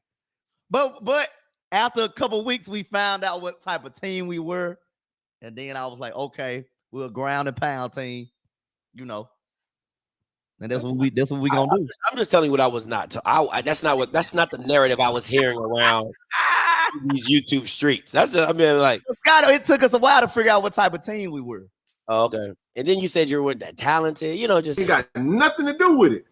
I'm gonna tell y'all something. If y'all really keeping score, every recruit that's committed this week and last week been 3-star. Man, we got over 3 and 4-star kids, man. Man, 40, 43, 50. Do. Well, Scott, we got the talent. We just ain't playing up to par. Do. 45, 47. Come on, man. Stop it, bro. Stop it, man. Y'all. It's only put it like this. Only room for improvement. Do. That's what he said. I feel like sometimes we slow the offense down, and that will hurt us. We need to keep going fast sometimes. We got to keep that thing moving. You get exposed to play from Earl Mulligan. We need to be getting on the ball, running the next play. I'm with Hezekiah. The talent is there, just the execution not. Okay. I ain't seen the talent. I ain't even gonna hold you. I ain't seen it. Where's the talent at? Somebody tell me. Hey, all over the field, Scotty. Come on now. Where? You heard what Ken said? Where? But I'm just trying to say, I mean, you have the stars, but I'm not seeing the impact. Field. I'm not seeing the impact. We gonna put it together. Let me ask you this, Mike. Because man, my memory's a little fuzzy. I remember a lot of people saying how many people y'all should have had on the all SWAC team. And I'm just thinking right now, I'm like, Earl Mulligan. Hold on. Oh, wait a minute. Because the tight end that you had, I told you he was ass. I told you he was ass. I said it. I said, I don't even know why he on the. I said that. I said, now Devontae Davis, disrespectful. Definitely should have been on there. But DJ, I said, that's like being the best of the worst. Ain't nobody using tight ends in the SWAC. You know what I'm saying? That just is what it is. Now, I'll give you Irv. Who else? Oh. Who else? Maybe. Maybe who? Peppers. Better than Isaiah, Major, and Bubba? Because you need two back. How many linebackers make it? 3 or 2? 3. Oh.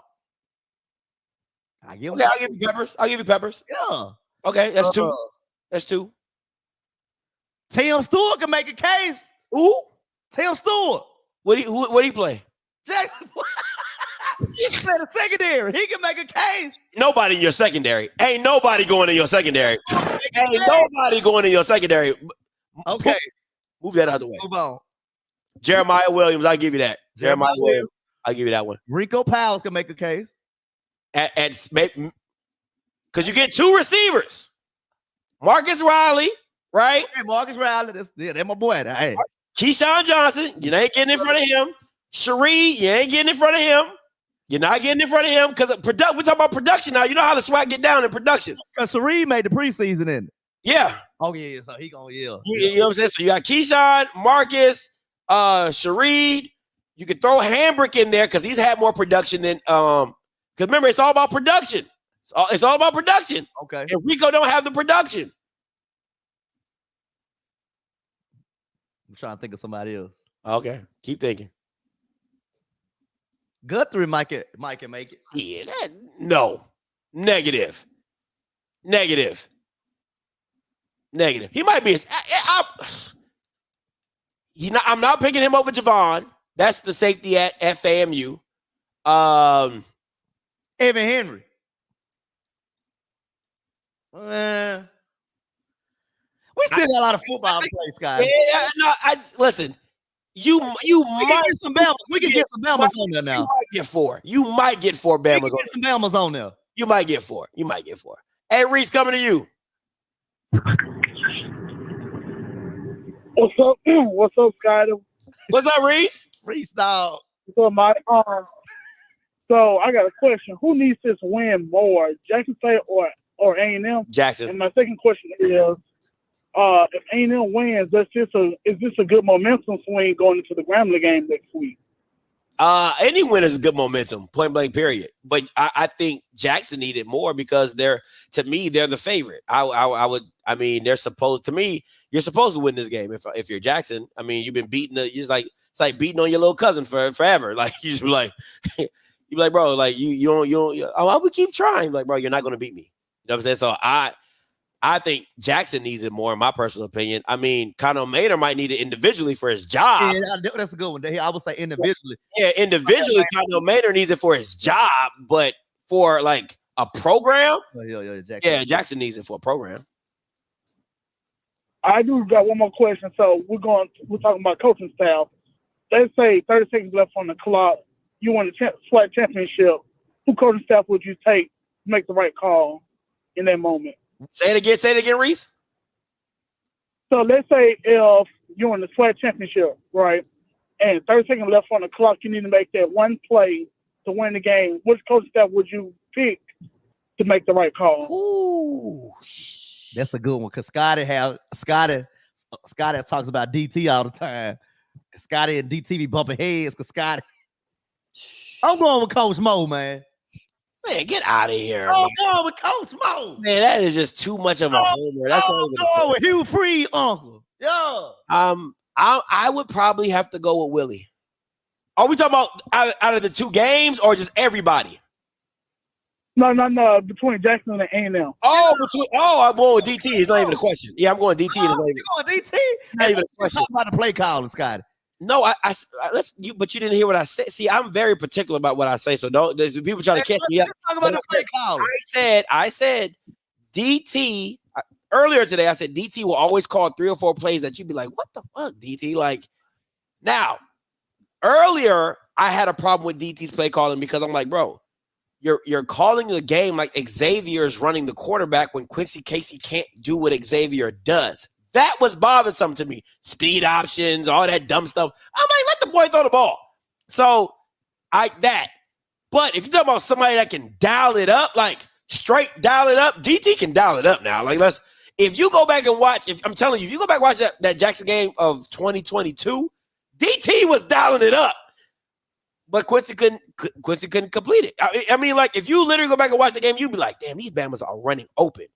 He couldn't dial it. He couldn't complete it. So I would go with DT. Yeah, easily. I'll go with DT. All right, that's all. Appreciate it. Hey, appreciate it, Reach. Good call, man. Great question. That was a good call. Yeah, that was a good question. Mr. Sergeant, coming to you. Uh-oh. Mr. Sergeant, you live. What's up, Scotty? What's up? Talk to me. Well, we're coming up on another weekend. And I'm still not going to say the N-word. But Mike Reed, I ain't voting for Jackson State this weekend. Oh. Sorry, bro. Don't follow to their height. 2 weeks in a row. But this weekend, I can't do it. But I know you supporting FAMU, right? Oh, man. I need anybody and everybody to beat FAMU right now. Oh, so you the leader of the new coalition. Got him. That's a good one, Mr. Sergeant. No, it's different because I just need FAMU to lose because I just need them to lose so we can, so we can be first in the division. The coalition hate on Jackson State just to hate on Jackson State because they don't like Jackson State. Oh, I didn't say the coalition. I said the new coalition. You were part of the new coalition. No, we don't have a coalition against. We just need to lose them to lose for business purposes. That's all. Y'all members want Jackson State to lose because it's Jackson State. All right. So let me tell you why I can't support you this weekend. Because if Alabama A&M beats you, then all they got to do is beat ASU. And then they got a game against us in November, and it's their Super Bowl. Because if they can beat us, they can win the East, and they can move on. I'm pretty sure Connor Maynard can beat Little Bill. So this is kind of step one. So the dominoes fall for Alabama A&M. That's why I can't pick you because I just think they're gonna bring it, man. They got that pink scooter. They don't see Dion on the other end. They ain't, wetting their pants, wetting their bed anymore. They're ready for you, man. They got something for you this weekend. They couldn't be Southern. Yeah, I saw that. I don't know. They must got fentanyl up in Tuskegee, Alabama, because y'all ride off that Tuskegee High. Everybody riding off this Tuskegee High right now. Well, listen, I don't think Scotty teaches. I sound like I'm in the Honorable Minister Farrakhan. Oh, I'm sorry, the Honorable Scotty teaches that there's no equity in football. So just because you beat Team A doesn't mean you can beat Team B. That's true. However, but D2 schools.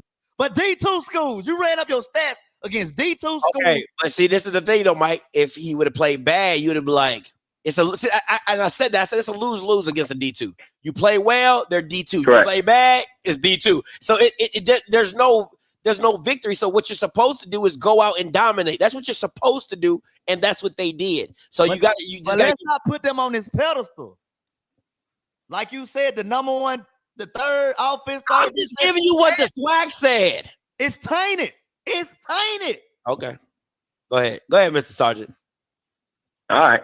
No, it's cool. It's cool. There's no equity. I don't think Jackson State can get it. This is in Alabama, right?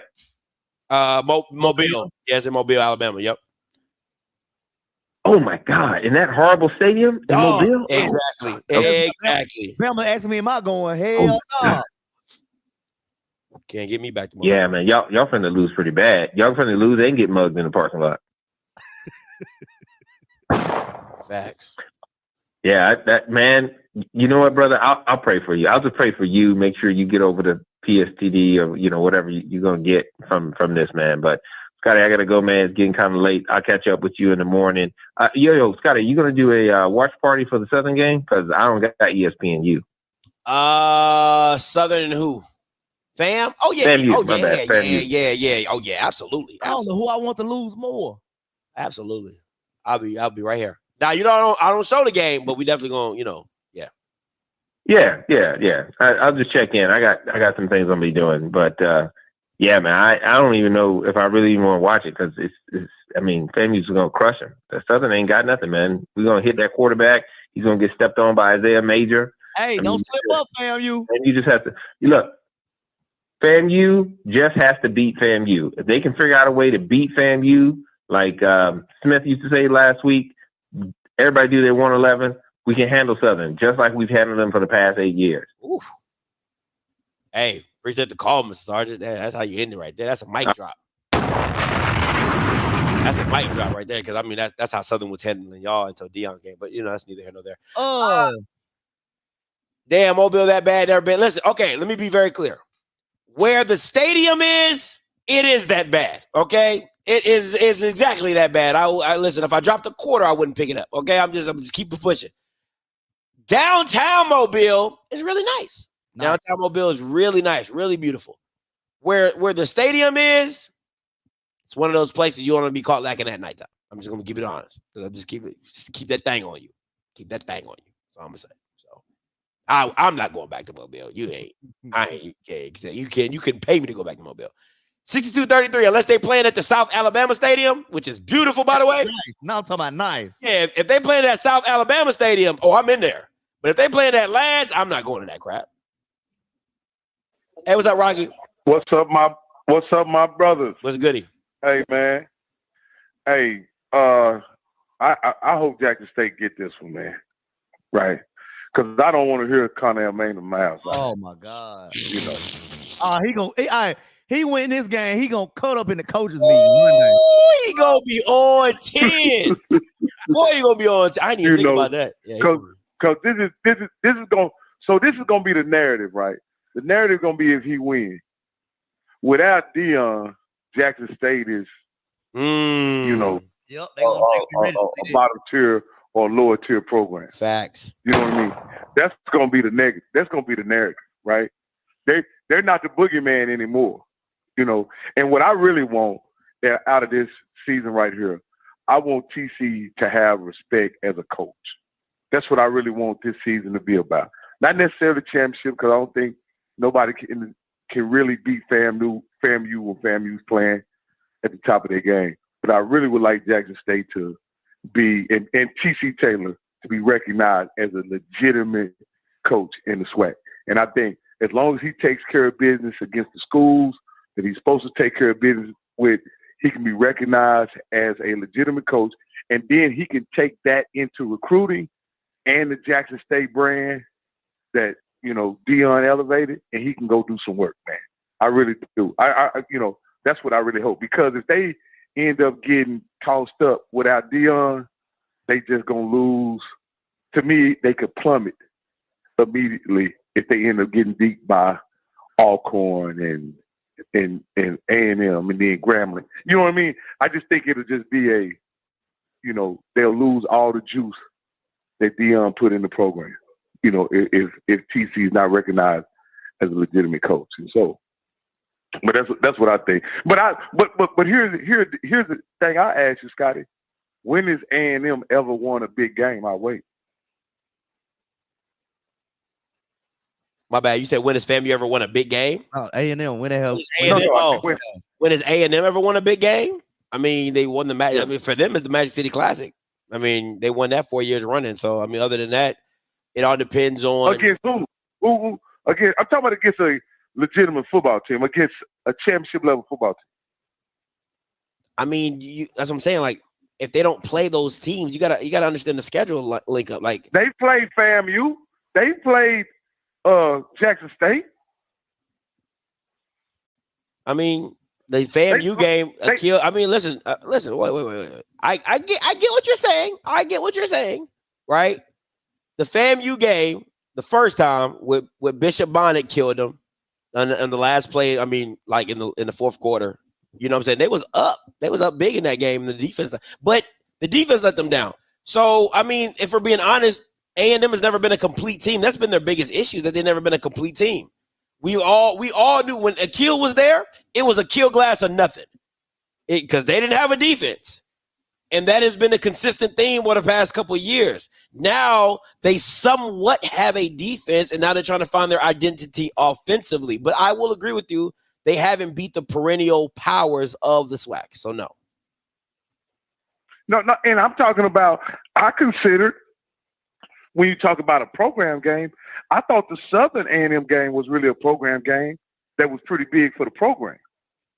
And they even lost that one. You talking about this year?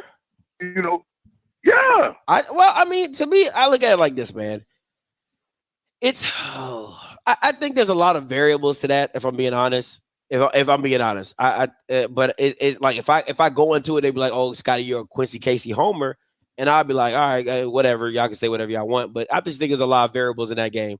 I'm gonna leave it at that. You know what I'm saying? I don't think Southern was like completely heads and shoulders better than A&M, but I do believe that, you know, A&M put themselves in a hole the first half.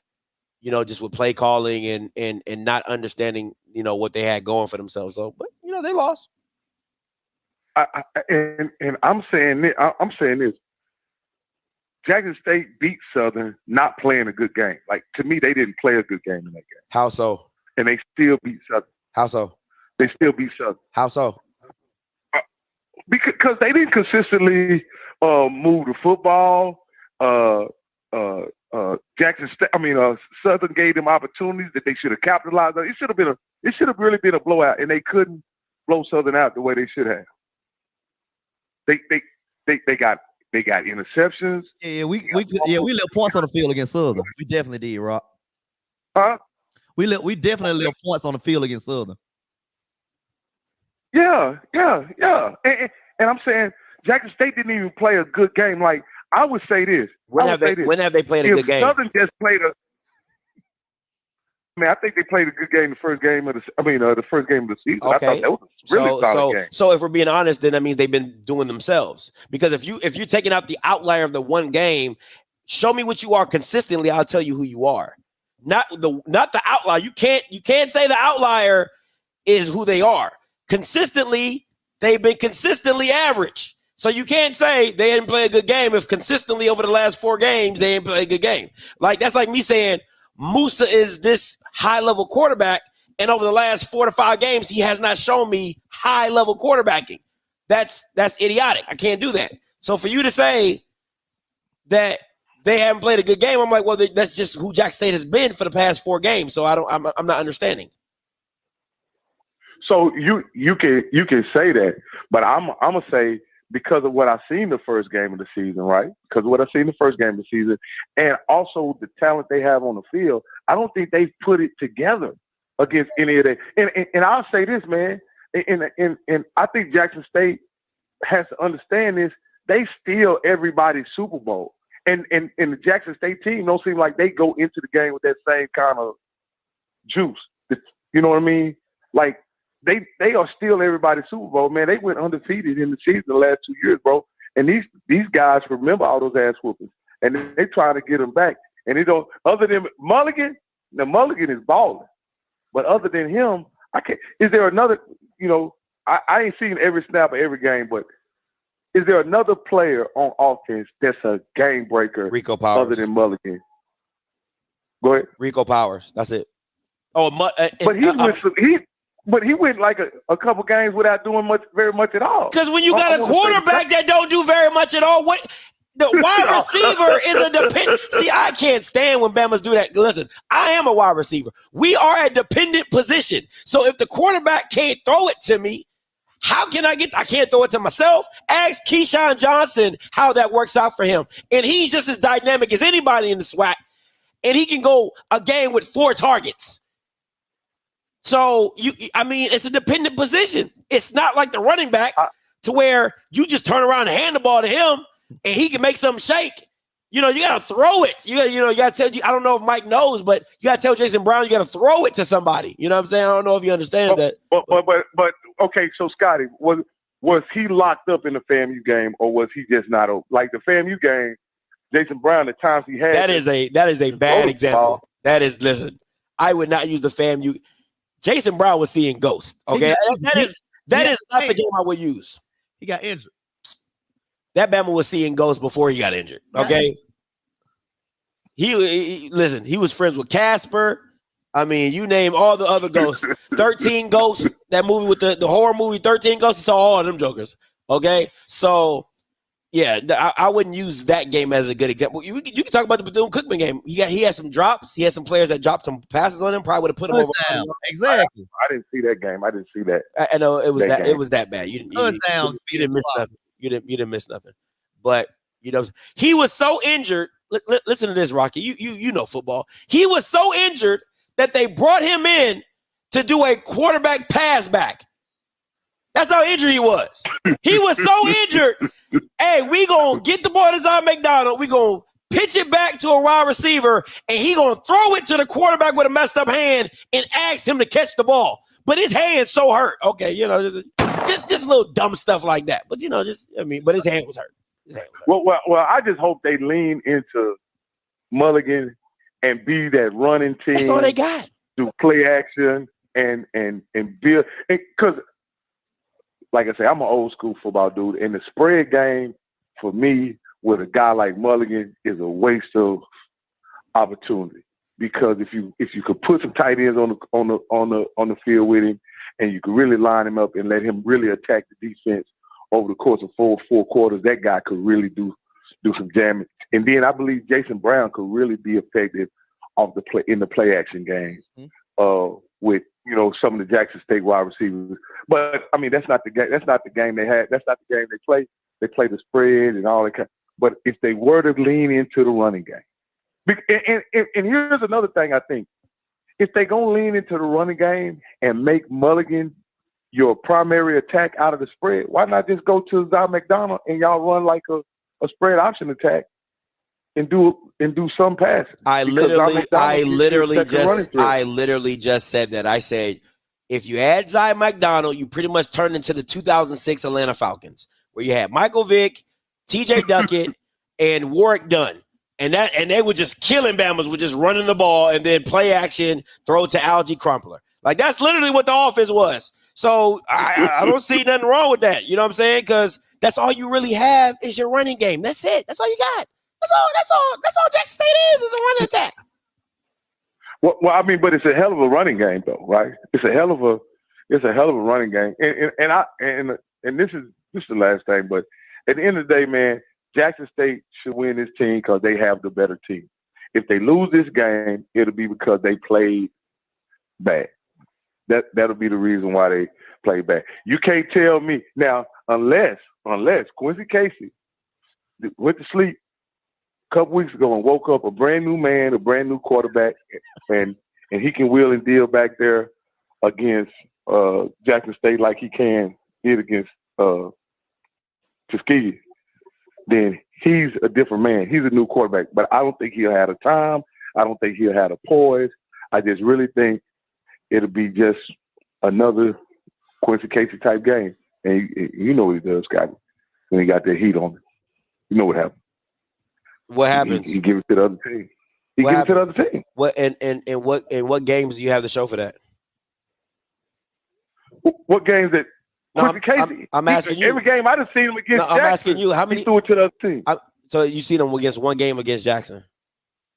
No, I done seen him 2 games against Jackson. Negative. No, Scott, he used to play for us.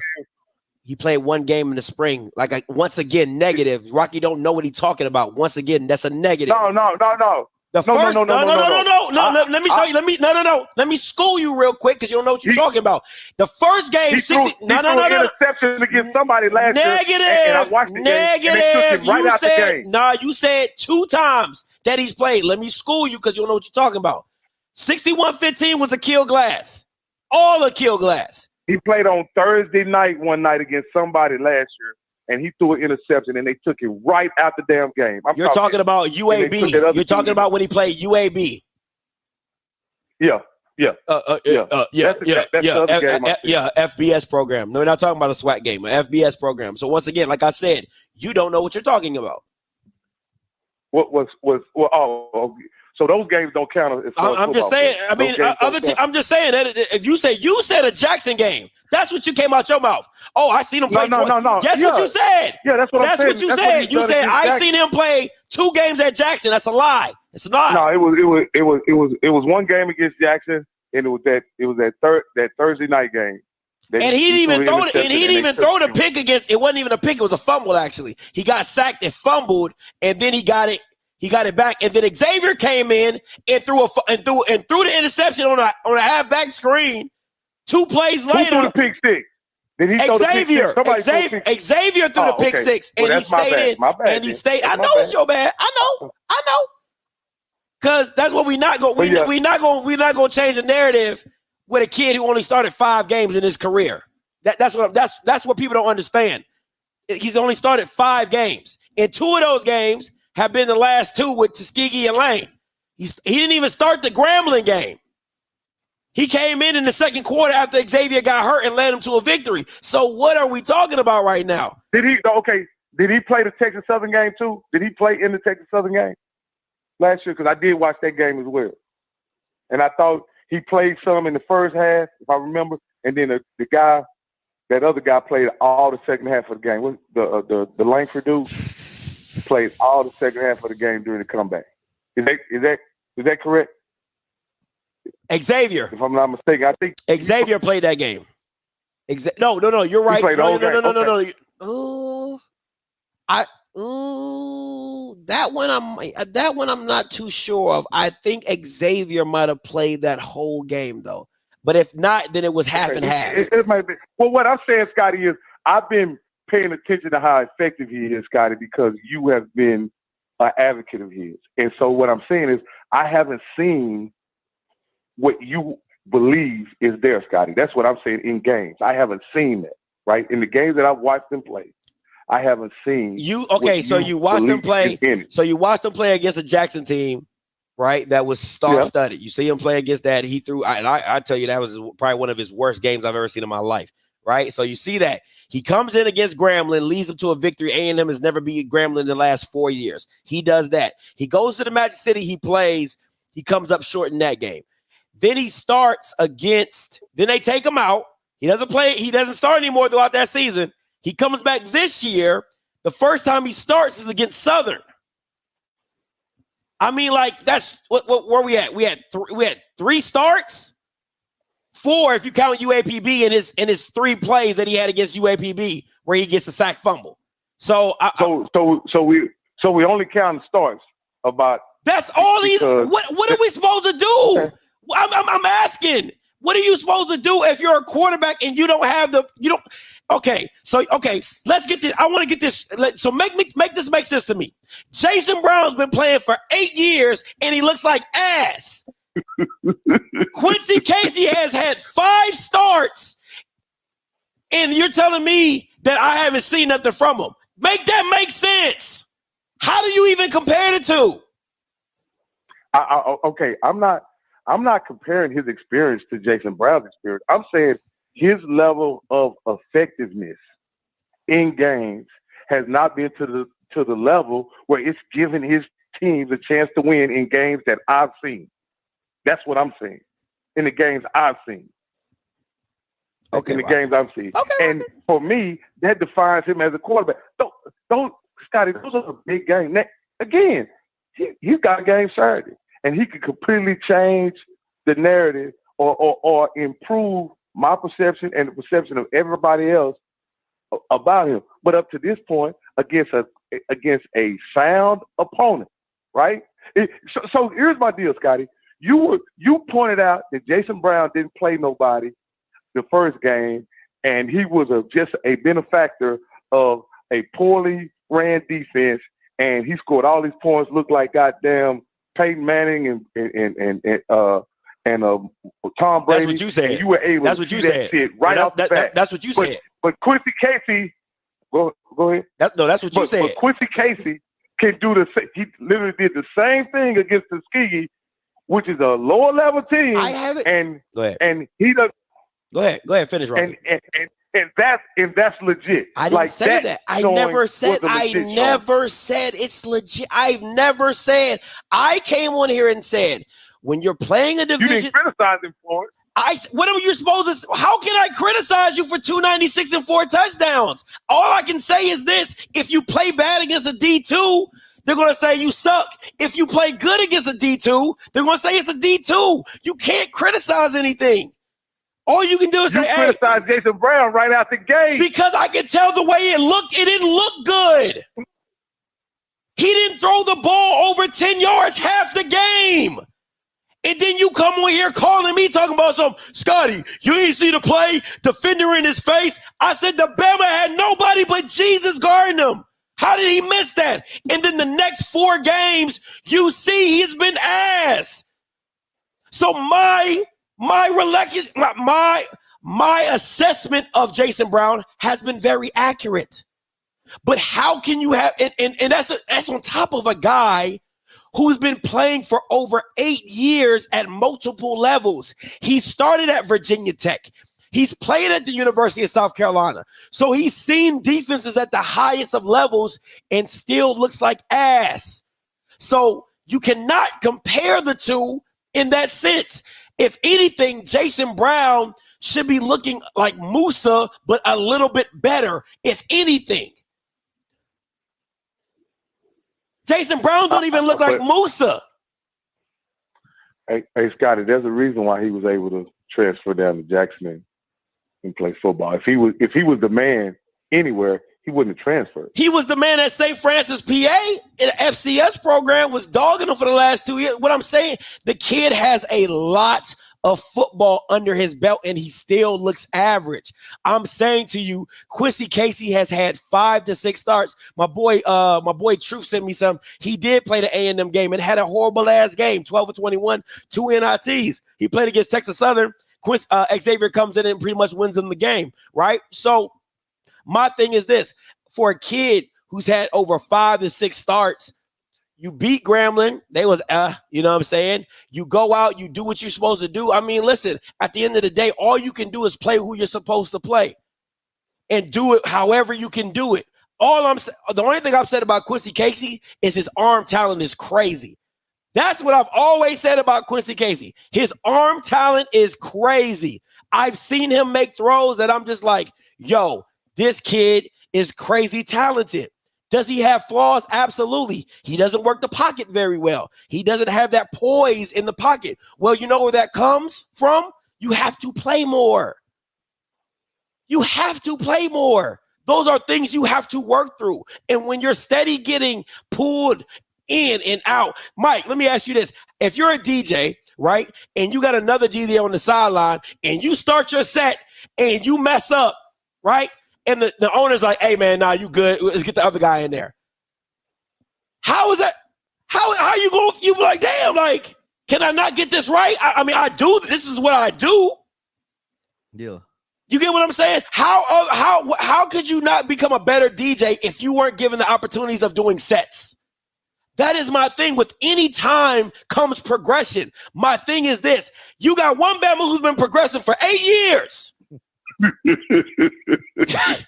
years. So your criticism of Jason Brown was simply about how long he has played and where he and what he was able to, what he's been able to do at this point. Come on, that's what your criticism. If Quincy is. Casey had, I'll say this. That's fair. I believe this. If Quincy Casey would have fair. started for the last 2 years at A&M, and we still seeing horrible play, I'd be like, damn, you need to move on because you're not take like even with Musa, a second year in the offense, you're supposed to take a step forward. You're supposed to take a leap, a jump in that sophomore year because you understand it. Like what I expect from Miles Crawley is not the same that I'm seeing in his first year. His first year, they're going to come hiccups and bumps and bruises.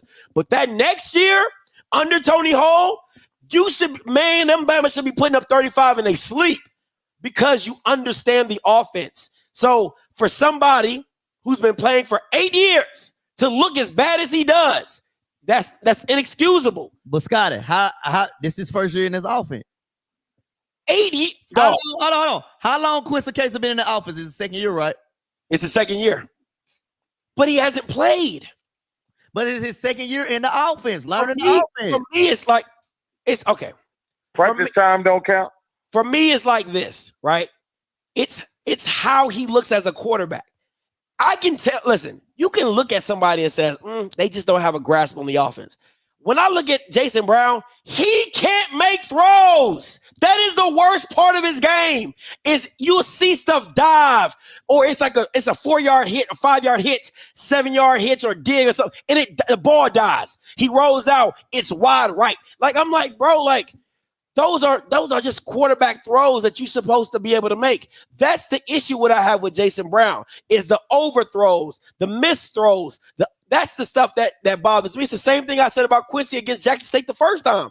I'm like, you can't underthrow a go ball. That is rule number one. And if I'm throwing you a go ball, you cannot underthrow it. That is basic quarterbacking. I'll say this about Jason Brown, and the thing that surprised me is that he hadn't looked settled since the first game. Like he looks nervous when he's playing. And I don't know if that's a function of him not trusting the line or that's just how he plays, but he looks nervous or unsure, and he plays that way. He doesn't.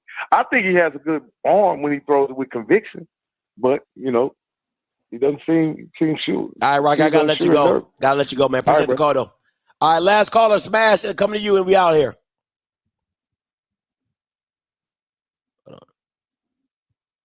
All right, Smash, what's up? The conference has been locked. Dude took all my damn juice. But anyway, with the last win of Alabama A&M, I know they played again. The last win of Southern, you know what I'm saying? They on the road now. They probably got a little confidence. I was at the Southern Jackson game. I feel like Jackson went all that to me. You know what I'm saying? The best game they played this year was against FAMU, and they, they left points on the board. But I feel like Southern left points on the board too. With that being said, what will be your take if Southern upset Jackson, and will be your take if A&M, Southern upset FAMU and A&M upset Jackson? Then what? Like you think it's a case of Willie gonna Willie, or what you think that? Because you've been speaking a lot about just Southern losing, and we just assume A&M gonna lose. So what would be you and Mike's take if it be an upset weekend? Then what? If this is gonna sound really bad, listen. If FAMU loses to Southern, I think that would be like Buster Douglas beating Mike Tyson. Like for real. Like that's how lopsided this game is, in my personal opinion. There's nothing on Southern's team that is better than FAMU. Not one aspect. Not the coaching, not the quarterback, not the O-line, not the D-line, not the safe. The only individual person that can really rock is Jordan. Like Southern Jordan, that Jordan Carter safety, like he's the only person that you can literally take off Southern and put it on FAMU, and it's an upgrade in a position. Other than that, there's nothing else that's better than. There's no part of this game where Southern should be. So that's just to me, that's just a bad look on Willie that either one. It's either one or two things that could probably happen if they lost. Musa was Musa-ing, which means Lee looked bad, or Willie didn't get his team up to play. Those are the only two reasons I can give you, because I don't think Southern's is going to be that much better than FAMU. I just can't see it. I really can't. Yeah, I know. It's a game that I just feel like Dooley got to win. You know what I'm saying? Like, UAPB wasn't impressive to us. You know what I'm saying? So this is gonna be a battle test game. You lost against Jackson. Now, like this will be your next thing. Because after this, I feel like it should be smooth sailing until Grambling. But so that's what I'm just saying is a possibility. And I know how football and the swag is. Hey so, man, listen. Yeah. And what about turnovers? Listen, turnovers and momentum is a real thing, and you at home, man. You get a couple turnovers, that crowd get the rocking. It get real ugly real quick. What you got, Mike? I tell you what, if Southern upset FAMU, I'm putting my big boy pants on. I'm getting in my car and I'm driving to Jackson Saturday night and check out for homecoming, because that means we got a shot to get back in the big game. Not if you lose the A&M. You know that. We lose the A&M, we drop the ball. We drop the ball. Simple as that. I feel nice, brothers. I don't want to hear y'all take on it. Hey, no problem. Man, listen, I would not want to be a FAMU fan if they lose to Southern. Oh, you talking about put some steam back in the program, Scotty? Oh man, them Tigers gonna be fired up. I would not want to be. Nah, I wouldn't even. I mean, because you literally have not lost to anybody. Like, think if you're a FAMU fan, the only person you've lost to is Dion, and now we out here losing to Dooley. You know, like that would just. If I was a FAMU fan, Willie got like, listen, that Willie Go Willie shirts would be hot. You understand? I might start up a print shop tomorrow if he lose that game. So it's gonna be woo, Jesus. I feel it for you, but I know you gotta get over to your counseling session. Harry up. I got one more thing before we get up out of here. I need everybody help. Everybody that tune in, the Off Script Network, the Off Script family, I need y'all help. So every year I go to the Celebration Bowl, and it's always an issue with either the SWAC office or the Omni Hotel, which is the host hotel of the Celebration Bowl. So I get my dad on it. My dad, he's staying in Atlanta, so he on it. So he calls Omni saying we got rooms blocked out. We can't sell them because of the SWAC office. The SWAC office saying that it's on the Omni Hotel. So we confused, Scotty. We don't know what the hell is going on. The Omni is blaming the SWAC office. The SWAC office is blaming the Omni. So we can't get a room for the Celebration Bowl right now. It's freaking October. The game is in December. When the hell are you going to let these rooms go? Yeah, that sounds like the SWAC office, because that's what I'm leaning towards, Scott. Yeah, that doesn't make sense. Like the Omni wouldn't turn down money. You know what I'm saying? Like it's like y'all told us to block these rooms off, so we going. So there's no rooms you can't get no room at the Omni? No. Wow. You don't want to do that for those dates. You don't want to do nothing else? You want to go nowhere else? No, we always stay at the Omni because that's the hotel. It's right by the stadium. You know, that's where everybody stay at. The team stay there. Everybody stayed there. So don't worry, you won't.